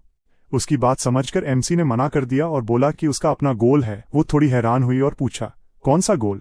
एमसी ने हंसते हुए अपनी मसल्स दिखाई और बोला, मैं वीडियो मैन जैसा हीरो बनना चाहता हूँ जो विलन से अर्थ को बचाए। ये हर आदमी का सपना होता है। वो कुछ देर तक उसे देखकर हंस पड़ी और एमसी ने कहा, इसीलिए मैं तुम्हारा ऑफर नहीं ले सकता। वो मुस्कुराई और बोली, माफ करना। उसकी डॉटर यूरा ने पूछा, क्या आप फ्यूचर हीरो हाइपरमैन की बात कर रहे हैं? हमारे क्लास के सारे बॉयज उसे बहुत पसंद करते हैं। एमसी ने मुस्कुराकर कहा, अच्छा तो अब ये पॉपुलर है, लेकिन वीडियो मैन उससे ज्यादा स्ट्रांग और कूल है। यूरा ने गुस्से में कहा, आपको कैसे पता? आपने हाइपरमैन देखा भी नहीं। एमसी ने कहा, ये तो ऑब्वियस है कि वीडियो मैन बेस्ट है। जब वो दोनों ऐसे ही हंसी मजाक कर रहे थे तब तक यंग जिम चुपचाप मुस्कुराकर उन्हें देखती रही। मीटिंग खत्म हुई। एमसी ने टैक्सी ली और डायरेक्टर को कॉल करके बताया कि वो उससे मिल आया है। डायरेक्टर ने पूछा, कहीं कुछ अननेसेसरी तो नहीं कहा? मीटिंग कैसी रही? एमसी ने कहा कि वो बहुत अच्छी इंसान है और उसने कहा कि वो फ्यूचर में फिर मिलना चाहेगी। डायरेक्टर हंस पड़ा और वॉनसिक ने उसे चेताया कि वो कुछ समय तक नहीं आ पाएगा। उसने पूछा, मतलब तुम वहां फिर जा रहे हो? कितने बच्चे अभी भी नहीं मिल पाए? वॉनसिक ने जवाब दिया, 71 लोग बाकी हैं। फिर उसने भारी सांस ली और कहा, मैं तुम्हें रोक नहीं सकता, लेकिन याद रखना तुम्हारी सेफ्टी सबसे पहले है। एमसी मुस्कुराया और वादा किया कि वो ध्यान रखेगा। कॉल खत्म करने के बाद टैक्सी ड्राइवर ने पूछा कि क्या वो रेडियो की आवाज बढ़ा सकता है। उसकी फेवरेट सॉन्ग चलने लगी। एमसी ने मुस्कुराकर कहा, लगता है तुम सीईओ आयरीन के फैन हो। ड्राइवर खुश होकर बोला, और आप? एमसी ने कहा, मुझे भी वो पसंद है। ड्राइवर ने हंसते हुए पूछा, अभी कोई है भी जो उसे पसंद नहीं करता? उसने कहा, सुना है उसने चार्ट्स पर जगह बना ली है, शायद वो जल्दी ही टॉप स्पॉट पर पहुंच जाएगी। ऐसी आवाज कहां से आती है, जैसे वो इंसान ही न हो। एमसी थोड़ा चौंका और बोला, तुम्हारी इंट्यूइशन अच्छी है, लेकिन मैं नहीं समझा तुम कहना क्या चाहते हो। कुछ ही देर बाद वो घर पहुंचा और तुरंत निकलने की तैयारी की। उसके बेड के नीचे एक सीक्रेट पैसेज था, नीचे जाती हुई सीढ़ियां। वो नीचे गया और एक स्पेशियस बेसमेंट में पहुंचा जहां एक सेफ रखा था जिसमें गोल्ड बार्स रखे थे। उसने वहां से 10 पीसेस लिए, इन्वेंट्री में रखे, कॉइन्स की बैग चेक की और फिर सही कपड़े पहन लिए। जब उसे लगा कि तैयारी पूरी है, वो पोर्टल की ओर बढ़ा और बोला, रुको, मैं तुम्हें घर लौटाऊंगा। पोर्टल पार करते ही वो दूसरी वर्ल्ड कॉन्टिनेंट ऑफ एजलिन में पहुंच गया। उत्तर दिशा में डिकार्ट माउंटेन्स थे जहां वो अक्सर अपना समय बिताता था। फोर्ट्रेस की दीवार पर खड़ा गार्ड रेजिंग ब्लिजर्ड को देख रहा था और अपने सीनियर पार्टनर से बोला कि हर्बलिस्ट्स जो 2 दिन पहले निकले थे उनके लौटने का कोई संकेत नहीं है।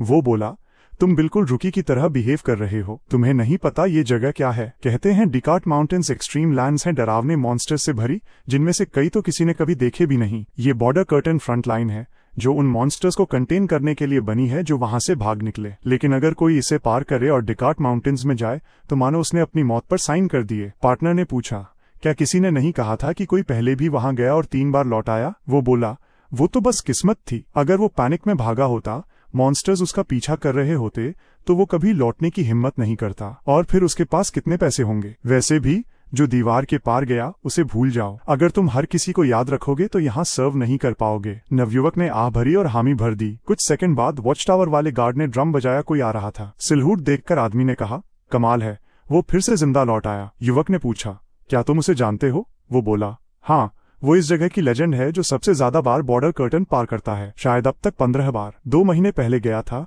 और अब लौट आया। क्या उसने सच में 2 महीने माउंटेन्स में बिताए? हाँ, इसलिए तो उसे लेजेंड कहते हैं, उसने कहा जब उसने देखा कि वो एक विशाल बेर की लाश घसीटता हुआ आ रहा है। विक्स धीरे धीरे फोर्ट्रेस के गेट्स की ओर बढ़ा। गार्ड्स ने उसका स्वागत किया और उसकी शिकार पर नजर डालते हुए कहा कि ये तो अविश्वसनीय है। उन्होंने उसका आईडी और हंटिंग परमिट चेक किया और पूछा कि क्या वो फिर से गेट्स का इस्तेमाल करेगा। एमसी ने कहा, हाँ, ये जानवर पैसेज की कीमत है।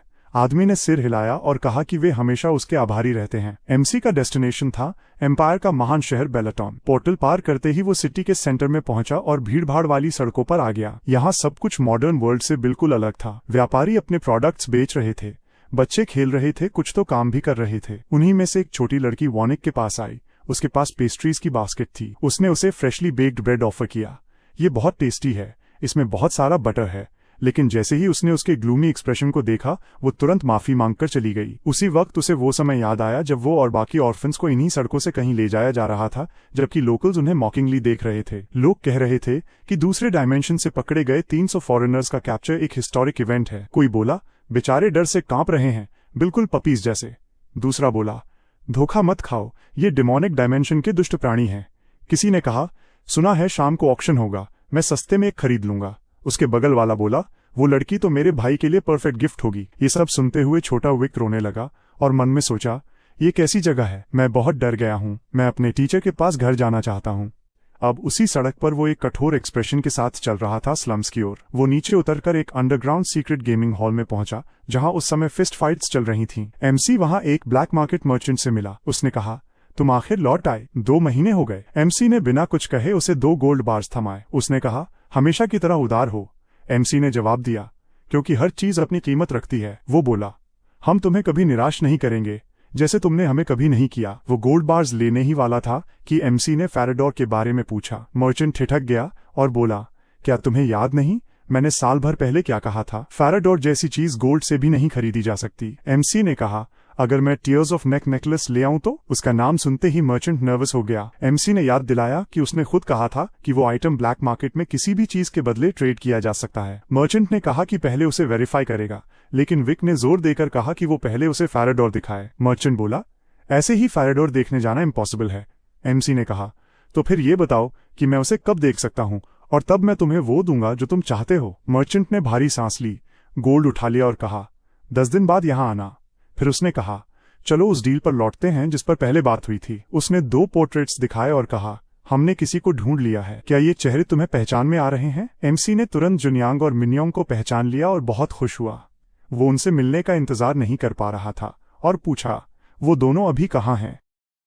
उसके बाद वो अपने आइलैंड वाले घर लौटा और एक कब्र खोदने लगा। वे मर चुके थे, उन्हें दलदल में छोड़ा हुआ पाया गया, लेकिन तब तक बहुत देर हो चुकी थी। शरीर की हालत देखकर अंदाजा लगाया जा सकता था कि उन्हें फेंकते समय भी वे जिंदा थे। एमसी अपनी आंखों से आंसू रोक नहीं सका, जब वो उनके लिए जगह खोद रहा था, और उसने ये काम शाम तक पूरा किया। उसने उन्हें दफनाया और कहा, क्या उन्होंने अब तक बहुत कष्ट झेले हैं? अब वे घर लौट आए हैं, इसलिए उन्हें शांति से आराम करने दो। मैं जरूर उनका बदला लूंगा। जैसा कि पहले से ही जाना जाता है, एमसी ने कई लोगों को पाया था और अब वे सब इसी आइलैंड पर विश्राम कर रहे थे। अंतिम संस्कार के बाद वो डिकार्ट माउंटेन्स चला गया ताकि वो और स्ट्रांग बन सके और साथ ही अपने इमोशंस को बाहर निकालने के लिए। एक जोरदार चीख के साथ वो उन मॉन्स्टर्स को काटने पीटने लगा, अपनी सुरक्षा की परवाह किए बिना। इसी वजह से कुछ देर बाद उसे पीछे से छुरा घोंपा गया।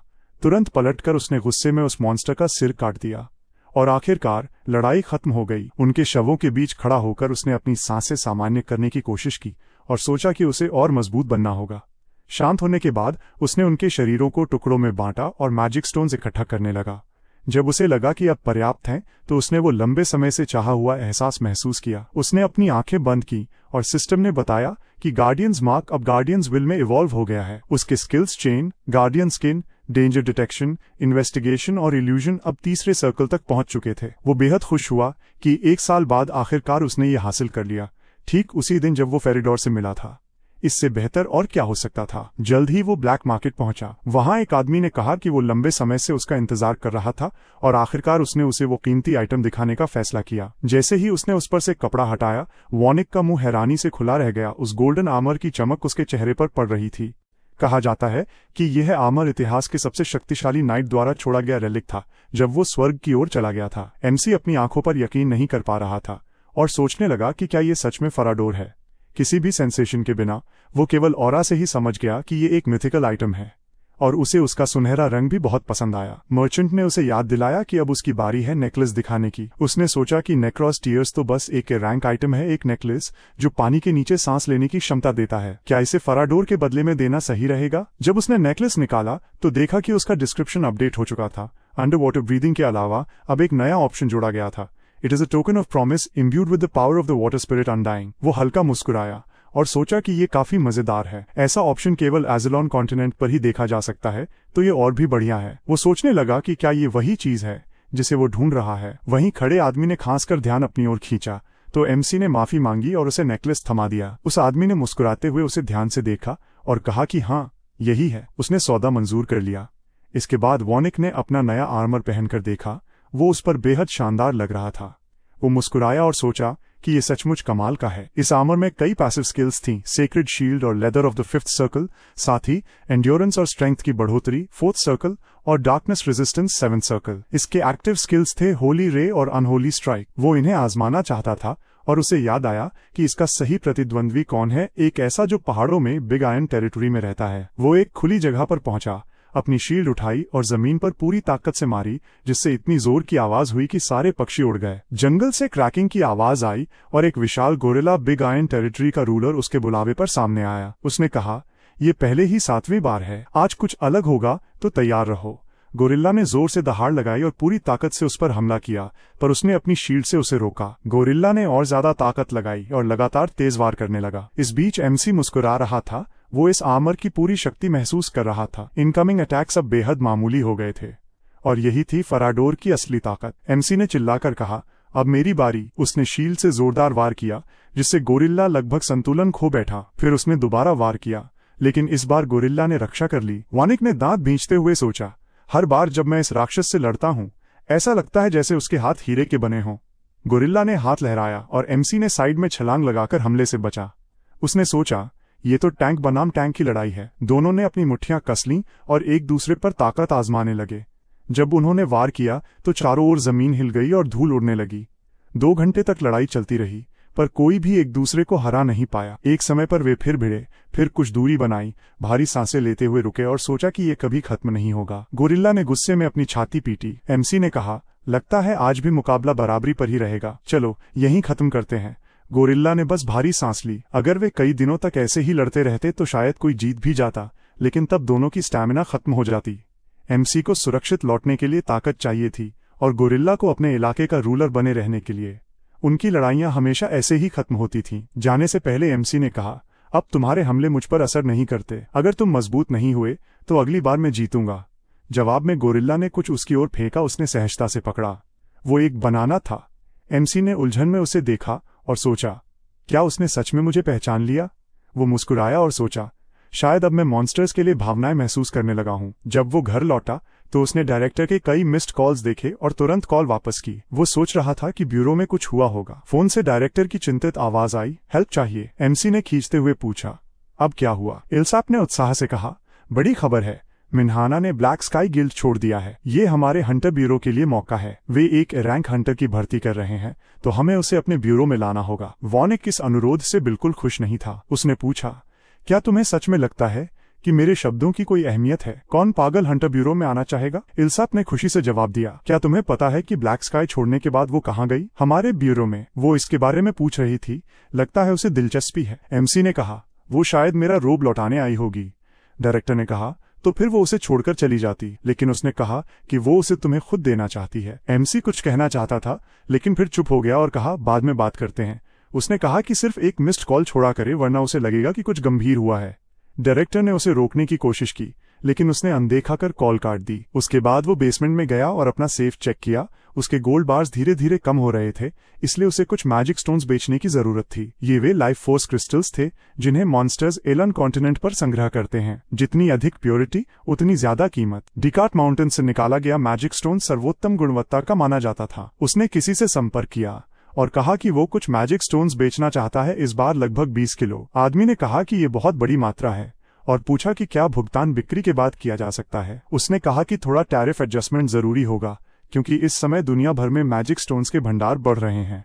स्थिति कठिन है, मौजूदा कीमतों पर तो कुछ बचता ही नहीं।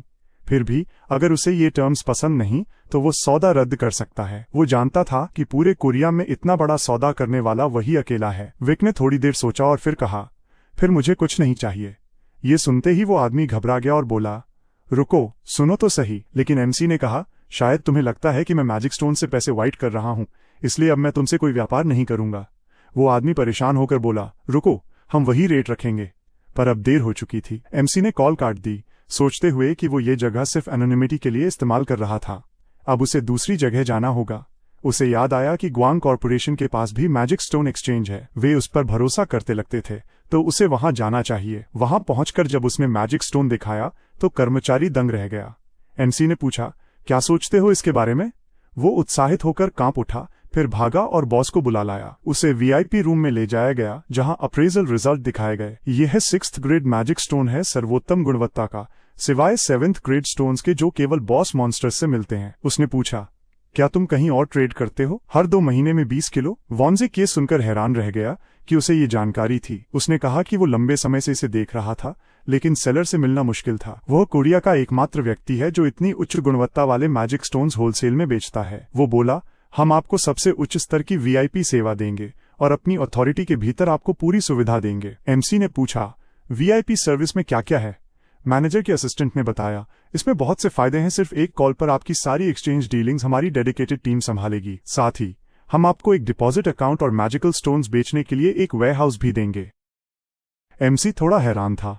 उसे लगा ये सर्विस का लेवल किसी ब्रोकर के साथ काम करने से बिल्कुल अलग था। उसने उनसे कहा कि उसकी कुछ कंडीशंस हैं, उसकी इन्फॉर्मेशन सीमित रूप में साझा की जाए और सेल्स का पेमेंट सिर्फ हाई ग्रेड गोल्ड बार्स में हो। क्या ये पॉसिबल है?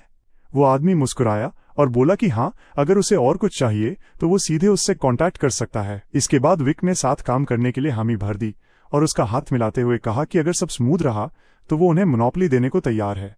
दोनों ने एक दूसरे से विदा ली और विक बिल्डिंग से बाहर निकला, थोड़ा डिसअपॉइंटेड होकर। उसे लगा था कि अब तक वो काफी स्मार्ट था, लेकिन सच्चाई ये थी कि उसे इतने समय तक धोखा दिया गया था। उसे शुरू से ही यहीं बिजनेस करना चाहिए था। तभी उसका फोन बजा। डायरेक्टर का कॉल था। उसने कॉल उठाया तो डायरेक्टर ने पूछा, क्या तुम मिन्हाना से मिल चुके हो? विक ने कहा, नहीं, और पूछा कि उसे क्यों मिलना है। इल्सप ने जोर से कहा कि उसने वादा किया था कि वो उसकी मदद करेगा ताकि मिन्हाना को हंटिंग एजेंसी में इनवाइट किया जा सके। विक ने झुंझलाते हुए कहा कि उसने ऐसा कोई वादा नहीं किया था, कम से कम मीटिंग तो अरेंज कर देता पहले। इल्सप ने कहा कि उसके हिसाब से सभी एजेंट्स के पास लोकेशन ट्रैकिंग एक्टिव रहती है इमरजेंसीज के लिए, और उसे लगता है कि ये अभी इमरजेंसी ही है। इसलिए उसने मिन्हाना को बता दिया कि विक कहाँ है, और अगले ही पल वो उसके पीछे खड़ी थी। उसने मुस्कुराकर उसे ग्रीट किया, जिससे विक का ध्यान फोन कॉन्वर्सेशन से हट गया। उसने हल्के से हाथ हिलाया, फिर धीरे से फोन में कहा, बाद में बात करते हैं। मिन्हाना ने माफी मांगी और कहा कि वो उससे पर्सनली मिलकर थैंक करना चाहती थी, इसलिए उसने डायरेक्टर से फेवर मांगा। वो विक की बहुत आभारी थी पिछली बार उसकी जान बचाने के लिए। उसने उसे वो पैकेज दिया जिसमें वो रोब थी जो विक ने उसे उधार दी थी। विक ने मुस्कुराकर पैकेज लिया और सोचा कि अब वो इसे फाराडोरा के साथ कंबाइन कर पाएगा, लेकिन हाना इतनी जल्दी जाने वाली नहीं थी। उसने डिनर का ऑफर दे दिया। दोनों रेस्टोरेंट गए। पूरी डिनर के दौरान दोनों के बीच सन्नाटा था। फिर हाना ने क्यूरियोसिटी से पूछा, तुम मुझसे ब्यूरो ज्वाइन करने के लिए भी नहीं कहोगे? लगता था डायरेक्टर ने उसे इस बारे में बताया था। विक ने शांत लहजे में कहा, अगली बार जब वो तुमसे पूछे तो कह देना कि मैंने अपनी पूरी कोशिश की। हाना ने पूछा, तुमने मुझे कन्विंस करने के बारे में सोचा भी नहीं? विक ने कहा, मुझे नहीं लगता किसी को कन्विंस करना जरूरी है किसी ऐसे ब्यूरो में ज्वाइन करने के लिए जिसे लोग पहले से ही हंटर्स की कब्र कहते हैं। वो बोली, क्या वो जगह इतनी बुरी है? विक ने जवाब दिया, वो कभी गवर्नमेंट की सबसे बड़ी एजेंसी थी, लेकिन अब वो पॉवर्टी में डूबी है, किसी सपोर्ट के बिना। दूसरे गिल्ड्स उसे इग्नोर करते हैं और उनका इक्विपमेंट भी बेहद घटिया है। काम बहुत खतरनाक है और पेमेंट बेहद कम। जब तक कोई बेवकूफ ना हो, कौन ऐसी जगह काम करना चाहेगा? हाना हंसी, तो हंटर्स ब्यूरो के सारे लोग बेवकूफ हैं? विक ने रात के नजारे की ओर देखते हुए कहा, हाँ, बेवकूफ जो अपनी जान रिस्क में डालते हैं दूसरों की रक्षा के लिए। यही लोग ब्यूरो में काम करते हैं। उसकी बात सुनकर हाना मुस्कुरा दी। तभी उसके फोन पर इमरजेंसी मैसेज आया, डंजन ब्रीच डिटेक्ट हुआ था। बिल्कुल बिना सोचे विक वहां जाने की तैयारी करने लगा। उसने हाना से माफी मांगी और सिचुएशन एक्सप्लेन की, लेकिन हाना तुरंत उठ खड़ी हुई। मैं भी चलूंगी। विक ने कहा, वहां डंजन ब्रीच है, अर्जेंट सिचुएशन है, किसी को सपोर्ट देना होगा। वो मुस्कुराया और दोनों साथ निकल पड़े। वो जुंगी प्रोविंस पहुंचे जहां इवैक्यूएशन चल रही थी। मिलिट्री और ब्यूरो दोनों कोऑर्डिनेट कर रहे थे। एजेंट लाई जोंगजुन ने विक को देखकर खुशी जताई। सुना था तुम काफी वक्त से अनअवेलेबल थे। वो मिन्हाना को देखकर चौंक गया। और ये हंट्रेस तुम्हारे साथ? विक ने पूछा, सिचुएशन क्या है? एजेंट ने कहा, कुछ खास नहीं, हम एग्जिस्टिंग इंस्ट्रक्शंस के हिसाब से एक्ट कर रहे हैं। सोचा नहीं था कि तुम आ पाओगे। हाना ने हैरानी से पूछा, क्या मतलब? एजेंट ने समझाया, जब डंजन ब्रेक थ्रू होता है तो कमांड एरिया के स्ट्रॉन्गेस्ट गिल्ड को दी जाती है, और आज वो है हीरो गिल्ड। विक ने बीच में टोका, तो कमांड पहले ही दे दी गई? एजेंट ने कहा, लीडर कमांड सेंटर में फाइनल प्रोसीजर्स पूरा कर रहा है। विक ने ठंडे लहजे में कहा, अभी मैं अथॉरिटी में हूं और वहां की ओर बढ़ गया। हाना ने पूछा, हीरो गिल्ड का हेड कांग सनचान है ना? उसका पर्सनालिटी तो बहुत इरिटेटिंग है, क्या हमें उसे रोकना नहीं चाहिए? एजेंट ने मुस्कुराते हुए कहा, तुम खुद ही देख लोगी। और हाँ, तुम यहाँ कर क्या रही हो? हाना बोली, प्रैक्टिस करने आई हूँ। दरअसल मुझे हंटर ब्यूरो में काफी इंटरेस्ट है, इसलिए सोचा कि उन्हें ऑब्जर्व करूं। उधर हीरो गिल्ड के टेंट में लीडर प्लान समझा रहा था। ऑपरेशन 1 घंटे में शुरू होगा, तब तक वेपन्स तैयार रखो। तभी एमसी अंदर आया और पूछा, तुम गिल्ड लीडर हो? सुनचन ने पूछा, तुम कौन हो? एमसी ने कामली कहा, हंटर ब्यूरो का एजेंट। वो बोला, ऑपरेशन 1 घंटे में शुरू होगा और उसके बाद कमांड हमारे पास होगी। सुनचन भड़क गया, क्या मजाक है ये? विक ने पूछा, कोई प्रॉब्लम है क्या? वो बोला, तुम लोग सोचते हो हंटर ब्यूरो ऐसी सिचुएशन संभाल सकता है? यहाँ 20 ए रैंक मॉन्स्टर्स और 50 बी रैंक मॉन्स्टर्स हैं, और तुम्हारे पास सिर्फ बी और सी रैंक हंटर्स हैं, एक भी ए रैंक नहीं। विक ने कहा, मुझे रैंक्ड गेम्स में इंटरेस्ट नहीं। अगर तुम्हें इतना प्रॉब्लम है तो ऑपरेशन अभी शुरू कर देते हैं। सुनचन गुस्से में बोला, इडियट। लेकिन विक शांत रहा। 1 घंटे में 1000 लोग मर जाएंगे सिर्फ इसलिए क्योंकि तुम लोग हिचकिचा रहे हो। सुनचन हंस पड़ा और बाकी को घूरते हुए बोला, ऑपरेशन 2 घंटे बाद शुरू होगा। विक ने ठंडे स्वर में कहा, तो फिर 2 घंटे में क्या होगा? जो लोग 1 घंटे में बच सकते थे अब तुम्हारी वजह से मर जाएंगे, समझे? अब हटो रास्ते से, मैं तुम्हारी लाश का इंतजाम कर लूंगा। ऑपरेशन शुरू होने से पहले विक ने सभी एजेंट्स को इकट्ठा किया। मेली हंटर्स रेस्क्यू संभालेंगे और रेंज्ड वाले मेरे साथ मॉन्स्टर्स को सप्रेस करेंगे। वो मुस्कुराया, 1-2 घंटे में बाकी हंटर्स को कुछ करने की जरूरत नहीं पड़ेगी। वो शहर की ओर बढ़ा। हाना पीछे पीछे दौड़ती आई। क्या तुम बिना प्लान के सबको बचाने जा रहे हो? विक ने कहा, मर्द बस आगे बढ़ते हैं। वो बोली, और औरतें? वो हंसकर बोला, औरतें अटैक करती हैं। उसका ये दादा स्टाइल जोक सुनकर हाना का चेहरा बिगड़ गया। ये कोई कॉर्पोरेट डिनर नहीं था जहां इस पर टोस्ट किया जाए। शहर में इस वक्त पूरी तरह केओस था। बिल्डिंग्स जल रही थीं, कई तो खंडहर बन चुकी थीं। एक छोटा बच्चा सड़क पर बैठा रो रहा था। माँ, माँ। उसकी आवाज ने मॉन्स्टर्स का ध्यान खींचा। एक विशाल वुल्फ उसकी तरफ बढ़ा। वो गुर्राया और उस पर झपटा, लेकिन ठीक उसी वक्त एमसी वहां पहुंचा और मॉन्स्टर को धक्का मारकर दूर फेंक दिया। उसने एजेंट्स को आदेश दिया, एक्ट करो। एक एजेंट ने बच्चे को उठाते हुए कहा, चाइल्ड सेफ है। उसी वक्त विक को वार्निंग मिली कि बड़ी संख्या में मॉन्स्टर्स उनकी तरफ बढ़ रहे हैं। वो सीधा उनकी ओर दौड़ा, जैसा हमेशा करते हैं, शुरू करो। सबने पोजीशंस ले ली। विक पास पहुंचा और सभी मॉन्स्टर्स को चेन से बांध दिया। फिर रेंज्ड हंटर्स ने हमला शुरू किया। मैजिकल अटैक्स की बौछार मॉन्स्टर्स पर टूट पड़ी। हाना ने हैरानी से देखा, जब विक मॉन्स्टर्स को बाइंड करता है तो रेंज्ड हंटर्स अपनी कॉम्बैट पावर उन पर कॉन्सेंट्रेट करके उन्हें खत्म कर देते हैं। सिंपल पर इफेक्टिव टैक्टिक है, उसने सोचा। विक तो अच्छा था ही, लेकिन बाकी हंटर्स की ऑर्गेनाइजेशन भी लाजवाब थी। हर कोई अपनी रोल परफेक्ट तरीके से निभा रहा था। वो ब्लैक स्काई, जिसका वो कभी हिस्सा थी, सिर्फ शिकार की परवाह करता था, जिंदगियां बचाने की नहीं। लेकिन यहाँ ये सच्चे हंटर्स थे। ये सोचकर उसका दिल गर्म हो गया। अचानक पास की रबल हिली, एक वुल्फ बाहर कूदा और आर्चर पर झपटा।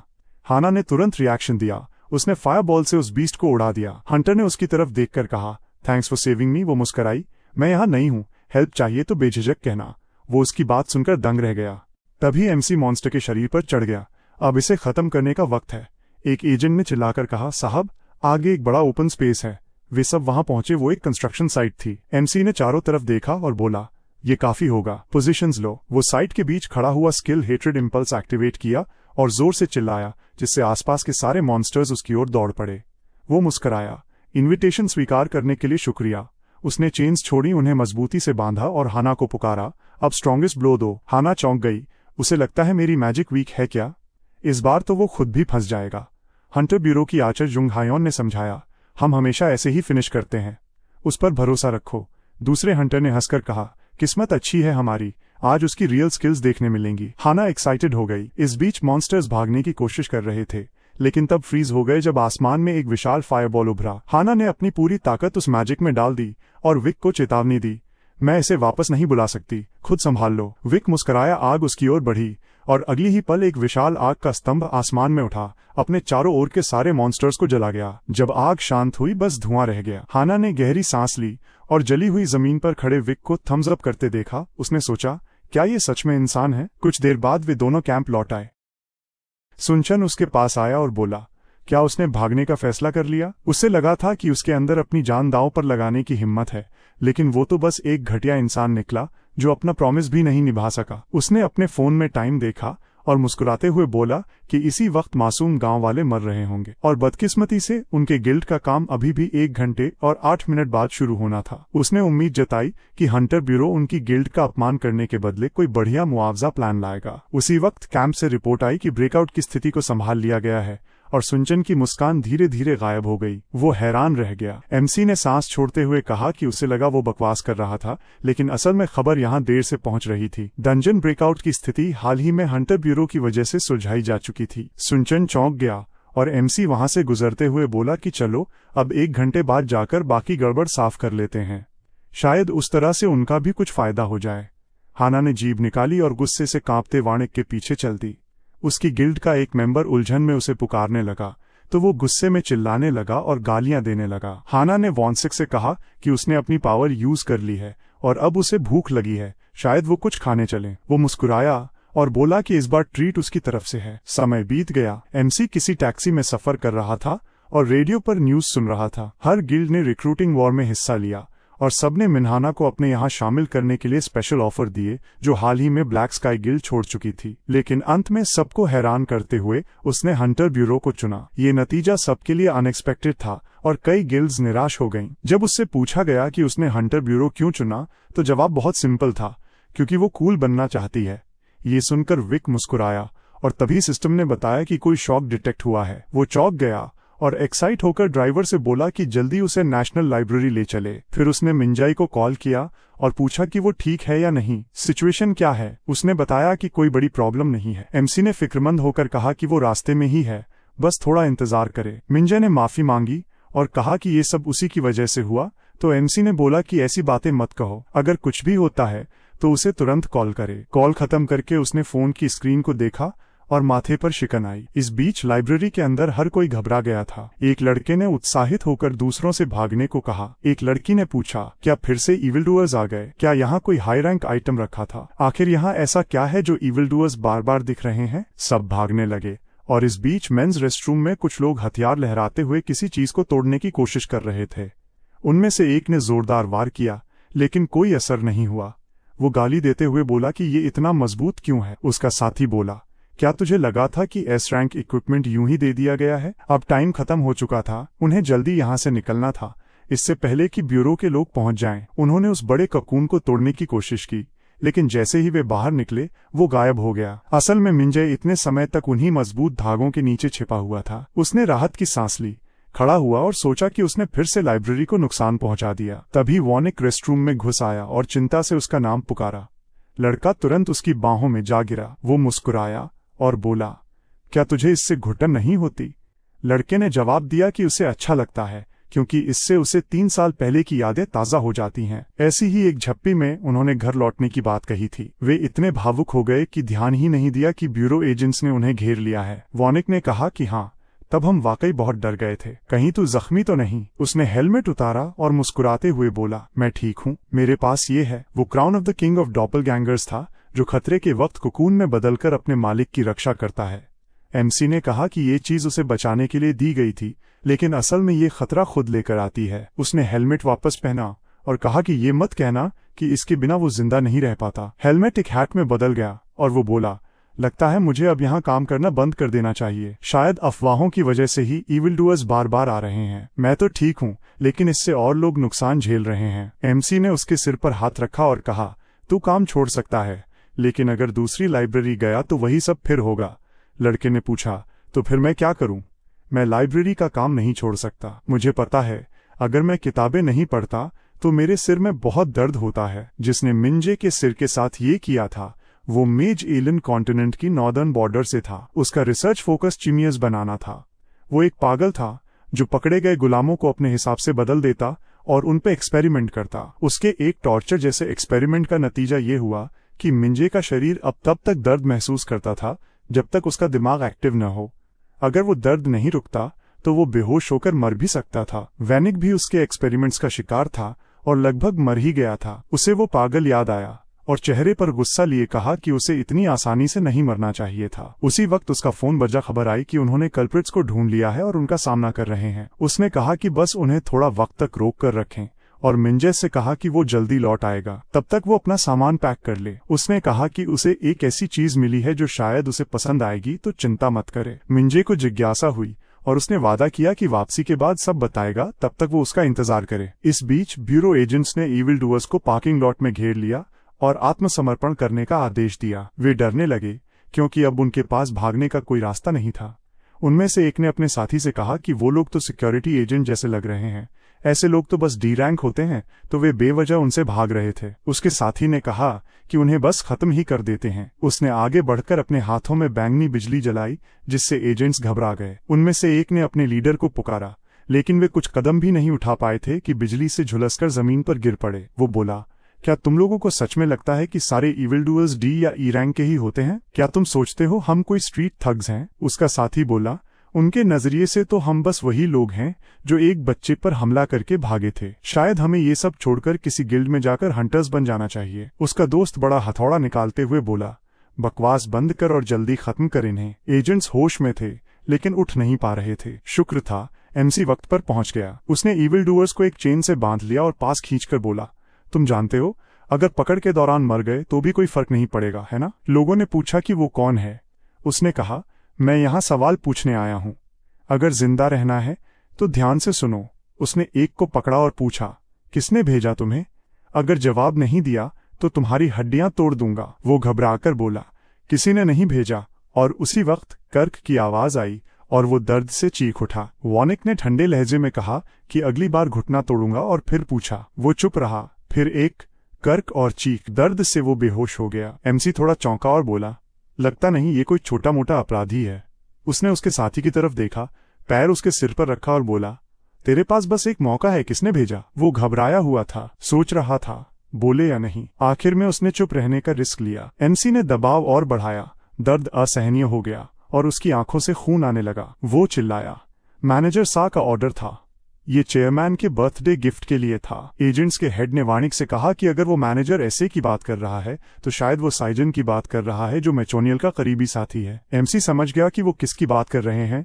डियोन कंस्ट्रक्शन का हेड, ए रैंक असैसिन मिशॉन। डियोन गिल्ड से शुरुआत करके वो अब कोरिया का सबसे ताकतवर विलन बन चुका था। वो सिर्फ अंडरवर्ल्ड ही नहीं चलाता था, बल्कि बड़े पॉलिटिशियंस के लिए गंदे काम भी करता था। यानी वही था जिसने मिंजे की जिंदगी खराब की थी। एमसी ने पूछा, क्या उसके क्राइम्स का कोई ठोस सबूत है? उसे बताया गया कि मैकोनियल के सीक्रेट सेफ में शायद अहम सबूत और अकाउंटिंग लेजर हैं। लेकिन उसके पावरफुल सपोर्ट की वजह से सर्च वारंट मिलना असंभव था। भले ही इमरजेंसी अरेस्ट कर लें, हंटर ब्यूरो अकेले नहीं संभाल सकता था। विक दरवाजे की ओर बढ़ा और गंभीर लहजे में बोला, बहुत बढ़िया, तो अब मैं प्रमोशन के लिए जा रहा हूँ। वो एजेंट्स के साथ डियोन कंस्ट्रक्शन हेडक्वार्टर्स पहुंचा। आदमी ने बिल्डिंग देखी और नोट किया कि उसमें 20 फ्लोर थे। अंदाजा लगाया जा सकता था कि 14th फ्लोर तक सिर्फ ऑफिस थे और 15th फ्लोर से ऊपर मैशुनियल के लोग रहते थे। 20th फ्लोर पर चेयरमैन्स ऑफिस में रिश्वतों के सबूत वाला अकाउंटिंग बुक रखा था। एमसी बिल्डिंग के गेट पर पहुंचा और एजेंट से कहा कि बाकी लोगों को इकट्ठा करे और यहीं रुके। एजेंट ने चिंतित होकर पूछा, क्या आप अकेले अंदर जा रहे हैं? आपको सपोर्ट की जरूरत होगी। एमसी ने कहा, सब ठीक है, मैं अकेला जा सकता हूँ। लौटने के बाद बाकी सब संभाल लेना। वो अंदर गया और एलिवेटर की ओर बढ़ा, लेकिन वहां सिर्फ 14th फ्लोर तक के बटन थे। वो 14th फ्लोर पर पहुंचा और काउंटर पर बैठे आदमी ने कहा कि बाहर वालों को यहां आने की इजाजत नहीं है। उसने जवाब दिया कि उसे 20th फ्लोर पर काम है। उस आदमी ने पूछा कि उसे कहां जाना है और उसने बताया कि वो हंटर्स ब्यूरो से है। उसने पूछा कि क्या उसके पास वारंट है और जब उसने नहीं कहा तो उसने सलाह दी कि वो यहां से चला जाए और कोई अननेसेसरी शोर न करे, लेकिन वॉन्जिक ने उसकी बात नहीं मानी और कहा कि वो 6 फ्लोर ऊपर जाकर स्टेयर्स से जाएगा। तभी वो आदमी अपनी सीट से उछल पड़ा और उसे रोकने लगा। कहाँ जा रहे हो बिना परमिशन के? उसने घबराकर वॉन्जिक का कंधा पकड़ा और कहा, रुको। तभी एमसी मुड़ा, उसका चेहरा पकड़ा और उसका सिर फ्लोर पर दे मारा। इसके बाद वो लैंडिंग की तरफ गया और बोला, यहाँ तो मेहमानों के साथ बड़ा बुरा बर्ताव किया जाता है। आवाज सुनकर बाकी लोग भी 14th फ्लोर पर नीचे आ गए और पूछा, ये कौन है? उसने कहा, मैं एक फ्रीलांस एजेंट हूं। उन्होंने कहा, उसे पता है कि ये एरिया क्लोज्ड है ना? अगर वो ऊपर गया तो मर जाएगा। वो बोला, मुझे किसी बेकार के लोगों से खेलना नहीं है। बताओ, मैशनल कहाँ है? उनमें से एक बोला, क्या ये पागल हो गया है? उसने अपने साथी से कहा, इस बेवकूफ को खत्म करो। और फिर बोला, कहाँ से आ गया ऐसा मूर्ख जो यहाँ बिना डर के चला आया? फिर उस आदमी ने मैजिक का इस्तेमाल किया और एक फायरबॉल सीधा वॉनिक की तरफ छोड़ा। दूसरा आदमी चिढ़कर बोला, बेवकूफ, इससे दीवार पर कालिख लग जाएगी। वो मुस्कुराया और बोला, कम से कम हमें बॉडी की चिंता नहीं करनी पड़ेगी, बस एशेज इकट्ठा कर लेना। लेकिन जब उन्होंने विक को बोलते सुना तो वो हैरान रह गए। उसने हंटर ब्यूरो का लॉ बताया, आर्टिकल 21 पैराग्राफ 2। ब्यूरो एजेंट्स को सेल्फ डिफेंस में किसी इविल डूअर को मारने की अनुमति है अगर लड़ाई के दौरान स्थिति उसकी मांग करे। वो आर्मर पहन चुका था और स्मोक के बादल से बाहर निकला। मुझ पर जानलेवा हमला किया गया है और अब मैं अपने अधिकारों का इस्तेमाल कर रहा हूँ। अब से मैं बिना दया के जवाब दूंगा। क्या तुम यकीन से सोचते हो कि मुझे मार सकते हो? वो डर गए और सबने मिलकर उस पर हमला करने की कोशिश की, लेकिन एमसी ने बस अपनी चेन छोड़ दी और सबको रोक दिया। उसने उन्हें गले से पकड़कर हवा में लटका दिया और बोला, चलो कोशिश करो अगर कर सकते हो। तभी बिल्डिंग में अलार्म बज उठा। एमसी आगे बढ़ता गया और वो लोग नंबर्स के बल पर उसे रोकने की कोशिश करने लगे। एक नई टीम भी पहुंची और उस पर मैजिक से हमला करने लगी, लेकिन उनकी अटैक्स बेअसर थीं। वो लोग पूरी ताकत से हमला करने की कोशिश कर रहे थे, लेकिन बिल्डिंग गिर जाने का डर था। फिर भी अटैक्स का कोई असर नहीं हुआ। एमसी ने उन्हें नजरअंदाज करते हुए आगे कदम बढ़ाए और जब उन्हें एहसास हुआ कि वो चेयरमैन्स ऑफिस की तरफ जा रहा है तो वो घबरा गए। किसी ने चिल्लाकर कहा, उसे किसी भी हालत में रोकना होगा, चेयरमैन को बचाओ। वो सब मिलकर उस पर टूट पड़े। उसकी आर्मर में कोई वीकनेस ढूंढने की कोशिश की, लेकिन कुछ काम नहीं आया। आखिरकार एमसी ने तंग आकर अनहोली स्ट्राइक स्किल का इस्तेमाल किया। उसकी आर्मर चमक उठी और बिल्डिंग की सारी लाइट्स चली गईं। एक तेज फ्लैश हुआ, उसके आसपास मौजूद सभी लोग जलकर राख बन गए। सिर्फ एक आदमी जो थोड़ी दूरी पर था वो बच गया। उसने चेहरे को हाथ से ढका और जब रोशनी गई तो देखा कि वॉनिक बिना रुके चेयरमैन्स ऑफिस में जा रहा था और आसपास सिर्फ एशेस पड़ी थीं। वो डर से जमीन पर गिर गया। चौंचिल ने उसे देखकर मुस्कुराते हुए कहा, काफी सरप्राइजिंग है कि तुम अकेले यहाँ तक पहुंच गए। फिर पूछा, ब्यूरो यहाँ किस काम से आया है? एमसी ने पूछा, तो यही वो बेवकूफ एमा चौंचिल है। उसकी सेक्रेटरी सॉन्जिन गुस्से से तलवार निकालते हुए उसकी तरफ बढ़ा। चेयरमैन से ऐसे बात करने की हिम्मत कैसे हुई? एमसी ने उसे पहचान लिया और गुस्से से पूछा, क्या तुम अब भी मिंजे को परेशान कर रहे थे सिर्फ इसलिए कि चोनल को कोई गिफ्ट दे सको? वो आदमी हंसकर बोला, तुम उस छोटे से बच्चे की बात कर रहे हो जिसके पास किंग्स क्राउन है? वो एमसी पर झपटा और चिल्लाया, तो उस बच्चे ने तुमसे शिकायत की और तुम्हें हमें सजा देने भेज दिया? उसने तलवार नीचे से मारी, लेकिन एमसी ने तुरंत ब्लॉक किया और चेन छोड़ी, हालांकि वो डॉज कर गया। इस बीच चौंचियल जो लड़ाई देख रहा था सिगरेट जलाते हुए बोला, सॉन्जिन, अब टाइम वेस्ट मत करो, जल्दी खत्म करो। सॉन्जिन ने माफी मांगी और कहा, मैं अभी निपटता हूँ। उसने स्पीयर व्हर्लविंड स्किल का इस्तेमाल किया, हवा को ब्लेड के चारों ओर घुमाया और आगे बढ़ा। लेकिन जैसे ही वो वार करने वाला था, एमसी ने तलवार घुमाई, उसकी वेपन टुकड़ों में बिखर गई। उसके चेहरे से साफ था कि वो शॉक्ड था। तभी उसे चेहरे पर जोरदार प्रहार पड़ा और वो दूर जा गिरा। यानजुन के गिरते ही चॉनचिल खुद आगे आया और वॉन्सिक के पीछे जाकर पूछा, वो गिफ्ट वाली बात क्या थी? उसकी सेक्रेटरी ने बेवजह झंझट कर दी थी। एमसी ने उसकी आवाज सुनते ही तलवार घुमाई, लेकिन वो वहां नहीं था। उसने चारों तरफ देखा, चौचील गायब लग रहा था। तभी एक बार साइड से हुआ, फिर दूसरे साइड से तेज तेज प्रहारों की बौछार हुई। एमसी ने शील्ड उठाया और सही मौके का इंतजार किया। फिर उसने एक मूवमेंट पकड़ी, आदमी को गले से पकड़ लिया, लेकिन वो उसका क्लोन निकला जो मिस्ट में गायब हो गया। चौनशील पीछे से बोला, तुम काफी ताकतवर हो, तभी यहां तक पहुंच पाए, लेकिन अगर एक भी वार नहीं लगा पा रहे तो सब बेकार है। वॉन्जिक ने चेन छोड़ी और बोला, क्या ये तुम्हारे लिए भी लागू होता है? वो धुंध में गायब हो गया और मैजिक ने एमसी के हाथ पैर बांध दिए। ये यानजिन था जो अब तक ताकत जमा कर रहा था। वानुक का शरीर कांप रहा था और चौनचील ने फ्लेम जलाते हुए कहा, मैंने इसे बहुत वक्त से इस्तेमाल नहीं किया। उसने फायर इक्लिप्स स्किल एक्टिव किया। एमसी आग में घिर गया। चौनचैल बोला, ये आग तब तक नहीं बुझेगी जब तक दुश्मन पूरी तरह जल न जाए। वो अपनी चेयर पर बैठ गया और बोला, अब आग का मजा लो। कुछ देर बाद उसने कहा, काफी स्ट्रांग है, शायद इसे पूरी तरह जलने में कुछ दिन लगेंगे। फिर अपनी सेक्रेटरी से बोला, मुझे पता है तुम मेरे लिए बर्थडे गिफ्ट लाना चाहते थे, लेकिन लगता है तुमने ज्यादा कर दिया। सॉन्जिन ने झुककर माफी मांगी और कहा कि उसे लगा डॉपलगैंगर किंग्स क्राउन उसकी कलेक्शन के लिए परफेक्ट होगी। चौनशील ने पूछा, ए रैंक आइटम है? जब उसने कहा एस रैंक तो वो थोड़ा चौंक गया। वो कबोर्ड के पास गया, एक स्पेशल किताब दबाई और सीक्रेट रूम का पैसेज खुला। मुझे नए आइटम के लिए जगह तैयार करनी होगी। उसकी सेक्रेटरी मुस्कुराया और बोला, लोगों को भेज दिया है। वानिक हंसा, बिना जाने रैंक पूछना भी गिरी हुई हरकत है। चौनशील बोला, क्या ये बात तुम्हारे लिए भी सही नहीं? फिर बोला, मेरी कलेक्शन की सबसे कीमती चीज सेक्रेट सॉर्ड मेंडाक्स के बारे में सुनो। उस तलवार का पहला नाम था ब्लेड ऑफ हेट्रेड। कोई भी उसे छूता तो 100 दिनों में बीमार होकर मर जाता। ये एक कर्स्ड आइटम था, लेकिन जब उसने इसे पाया उसका दिल तेजी से धड़कने लगा। वो सोचता था, अगर एस रैंक आइटम का कर्स हट जाए और इसकी असली शक्ति जाग जाए तो ये कितनी ताकतवर होगी। इसके लिए उसने 3 प्रोफेशनल अप्रेजर्स की कुर्बानी दी ताकि तरीका पता चल सके। और तरीका सिंपल था, 1 महीने में 1000 लोगों को तलवार से कर्स करना। ये सुनते ही एमसी को ऑफिस फीवर की न्यूज याद आ गई। एक एलिमेंट्री स्कूल में अननोन इन्फेक्शन फैला था। 1000 लोग संक्रमित हुए थे, कई बच्चे मारे गए थे। वो गुस्से से भर गया, तो वो ऑफिस फीवर घटना तुम्हारी ही करतूत थी? चौनचेल ने हंसते हुए कहा, थोड़ी पुरानी बात है, नॉस्टैल्जिक थी। हम स्कूलों के सामने एक्सकैलिबर इवेंट करते थे, बच्चों को गिफ्ट्स देते थे, गेम कंसोल्स, टॉयज जो उन्हें पसंद हो सकता है तुम्हें ये घटिया लगे, लेकिन ये तरीका सबसे इफेक्टिव था। बच्चों की एक्टिविटी स्कूल के सामने ज्यादा होती है। लेकिन मजेदार बात ये थी, कर्स हटने के बाद तलवार डी रैंक निकली। दिखने में खूबसूरत डेकोरेटिव सॉर्ड पर कोई पावर नहीं, फिर भी ये मेरी फेवरेट है। रैंक सब कुछ नहीं बताती। ये पवित्र तलवार 1000 जिंदगियों के बराबर है। वॉन्सकिक अब भी निकलने की कोशिश कर रहा था और वो पास आया। क्या तुम्हें लगता है मैं सिर्फ रैंक देखने वाला कलेक्टर हूँ? एमसी ने आखिरकार चेन्स तोड़ दी और सीधा उस पर हमला किया। उसकी तलवार तोड़ी और गले से पकड़ लिया। उसे हवा में उठाते हुए बोला, घिनौने कमीने, मैं कब से तुम्हारे करीब आने का इंतजार कर रहा था। यानजिन चिल्लाया। चेयरमैन और पावर का इस्तेमाल किया। उसने बॉल्स और चेन्स छोड़ी और चिल्लाया, उसे छोड़ दो। एमसी ने बॉल्स को डेटोनेट किया, टुकड़े उड़ गए। चौनशील चेहरे पर खरोंच के साथ अपनी सेक्रेटरी पर चिल्लाया, बेवकूफ, सारा कचरा इधर उड़ा दिया। सॉन्जिन ने माफी मांगी। विक बोला, सच कहूं तो हमें तुम जैसे गिरे हुए लोगों से कोई मतलब नहीं। हमें तो बस गेट्स बंद करनी है और डंजन को ब्रीच होने से रोकना है। पता है ऐसे मामलों में औसतन 500 लोग मारे जाते हैं। वो अब भी चेयरमैन को पकड़े था, जिससे वो गर्मी से झुलस रहा था। चौनशील ने घबराकर कहा, रुको। वॉन्जिक बोला, क्या कहा था तुमने?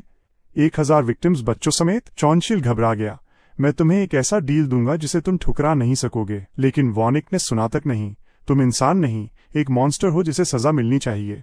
उसने गला और कस दिया। उसका सिर आग में फट गया। एमसी ने उसे एक तरफ फेंक दिया। वो जमीन पर गिरकर लोटने लगा, जलती हुई आग बुझाने की कोशिश करते हुए दर्द से चीख रहा था। उसका सेक्रेटरी घबराई हुई आवाज में उसे पुकारता है और उसने उसे इडियट कहकर तुरंत आग बुझाने का आदेश दिया। यानजुन ने अपनी जैकेट उतारी और उसे हवा में लहराने लगा। आग बुझाने की कोशिश की, बट कोई फायदा नहीं हुआ। चौचील ने उसकी ओर अपना हाथ बढ़ाया। वो उसके पास आया और मदद मांगी, लेकिन जैसे ही उसने उसका चेहरा देखा जो हड्डियों तक जल चुका था, वो डर गया और उसे लात मारते हुए चिल्लाया कि दूर हो जाओ। आखिर में चेयरमैन अपनी ही लपटों में जलता रहा और एमसी ने उस आग से छुटकारा पाकर अपने सेक्रेटरी के पास जाकर कहा कि वो उस पर इतना लॉयल था, फिर भी उसने उसे क्यों लात मारी। यानजुन ने घबराते हुए कहा कि चेयरमैन की आग को इतनी आसानी से संभालना मुमकिन नहीं था, ऐसा तो कभी हो ही नहीं सकता था। वो पीछे हटा और तभी उसके फोन पर एक नोटिफिकेशन आया जिसने उसे फिर से कॉन्फिडेंस दे दिया। वो जोर से हंसा, फिर उसे एक फोटो दिखाई जिसमें ककून को उठाया जा रहा था।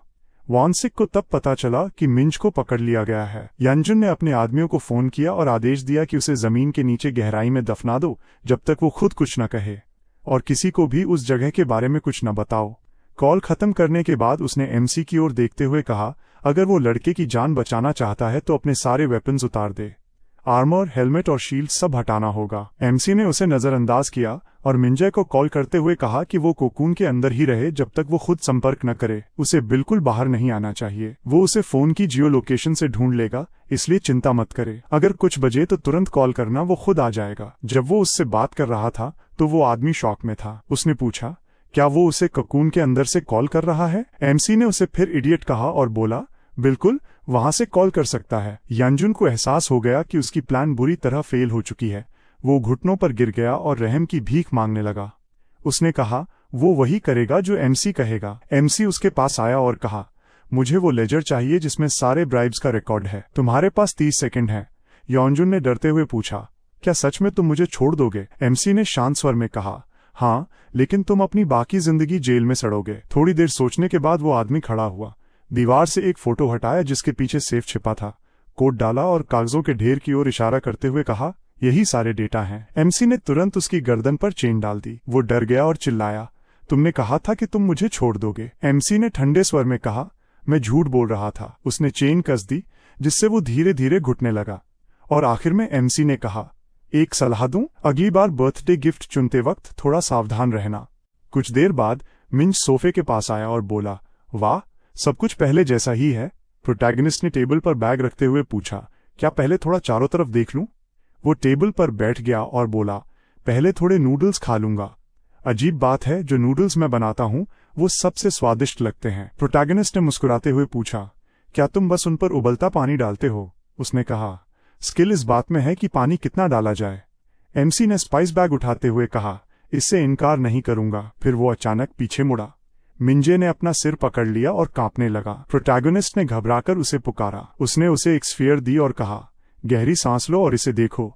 वो हैरान होकर बोला, ये क्या है? एमसी ने जवाब दिया, ये लूट है जो मैंने स्टेट्स में नेक्रोमांसर्स को हराने के बाद पाया। इसमें बहुत सारा इन्फॉर्मेशन है, जरा देखो। जैसे वो स्काउंड्रल क्रिस्टल बॉल्स इस्तेमाल करता था। तुम्हें तरीका तो पता है ना? उसने थोड़ा पजल्ड एक्सप्रेशन में सिर हिलाया और फिर स्फीयर उसके हाथों में चमकने लगी जिससे कमरे के चारों ओर ब्लूप्रिंट्स प्रकट होने लगे। वो बोला, वाह, ये तो लाइब्रेरी जैसा लग रहा है, सैकड़ों बुक्स जैसी चीजें।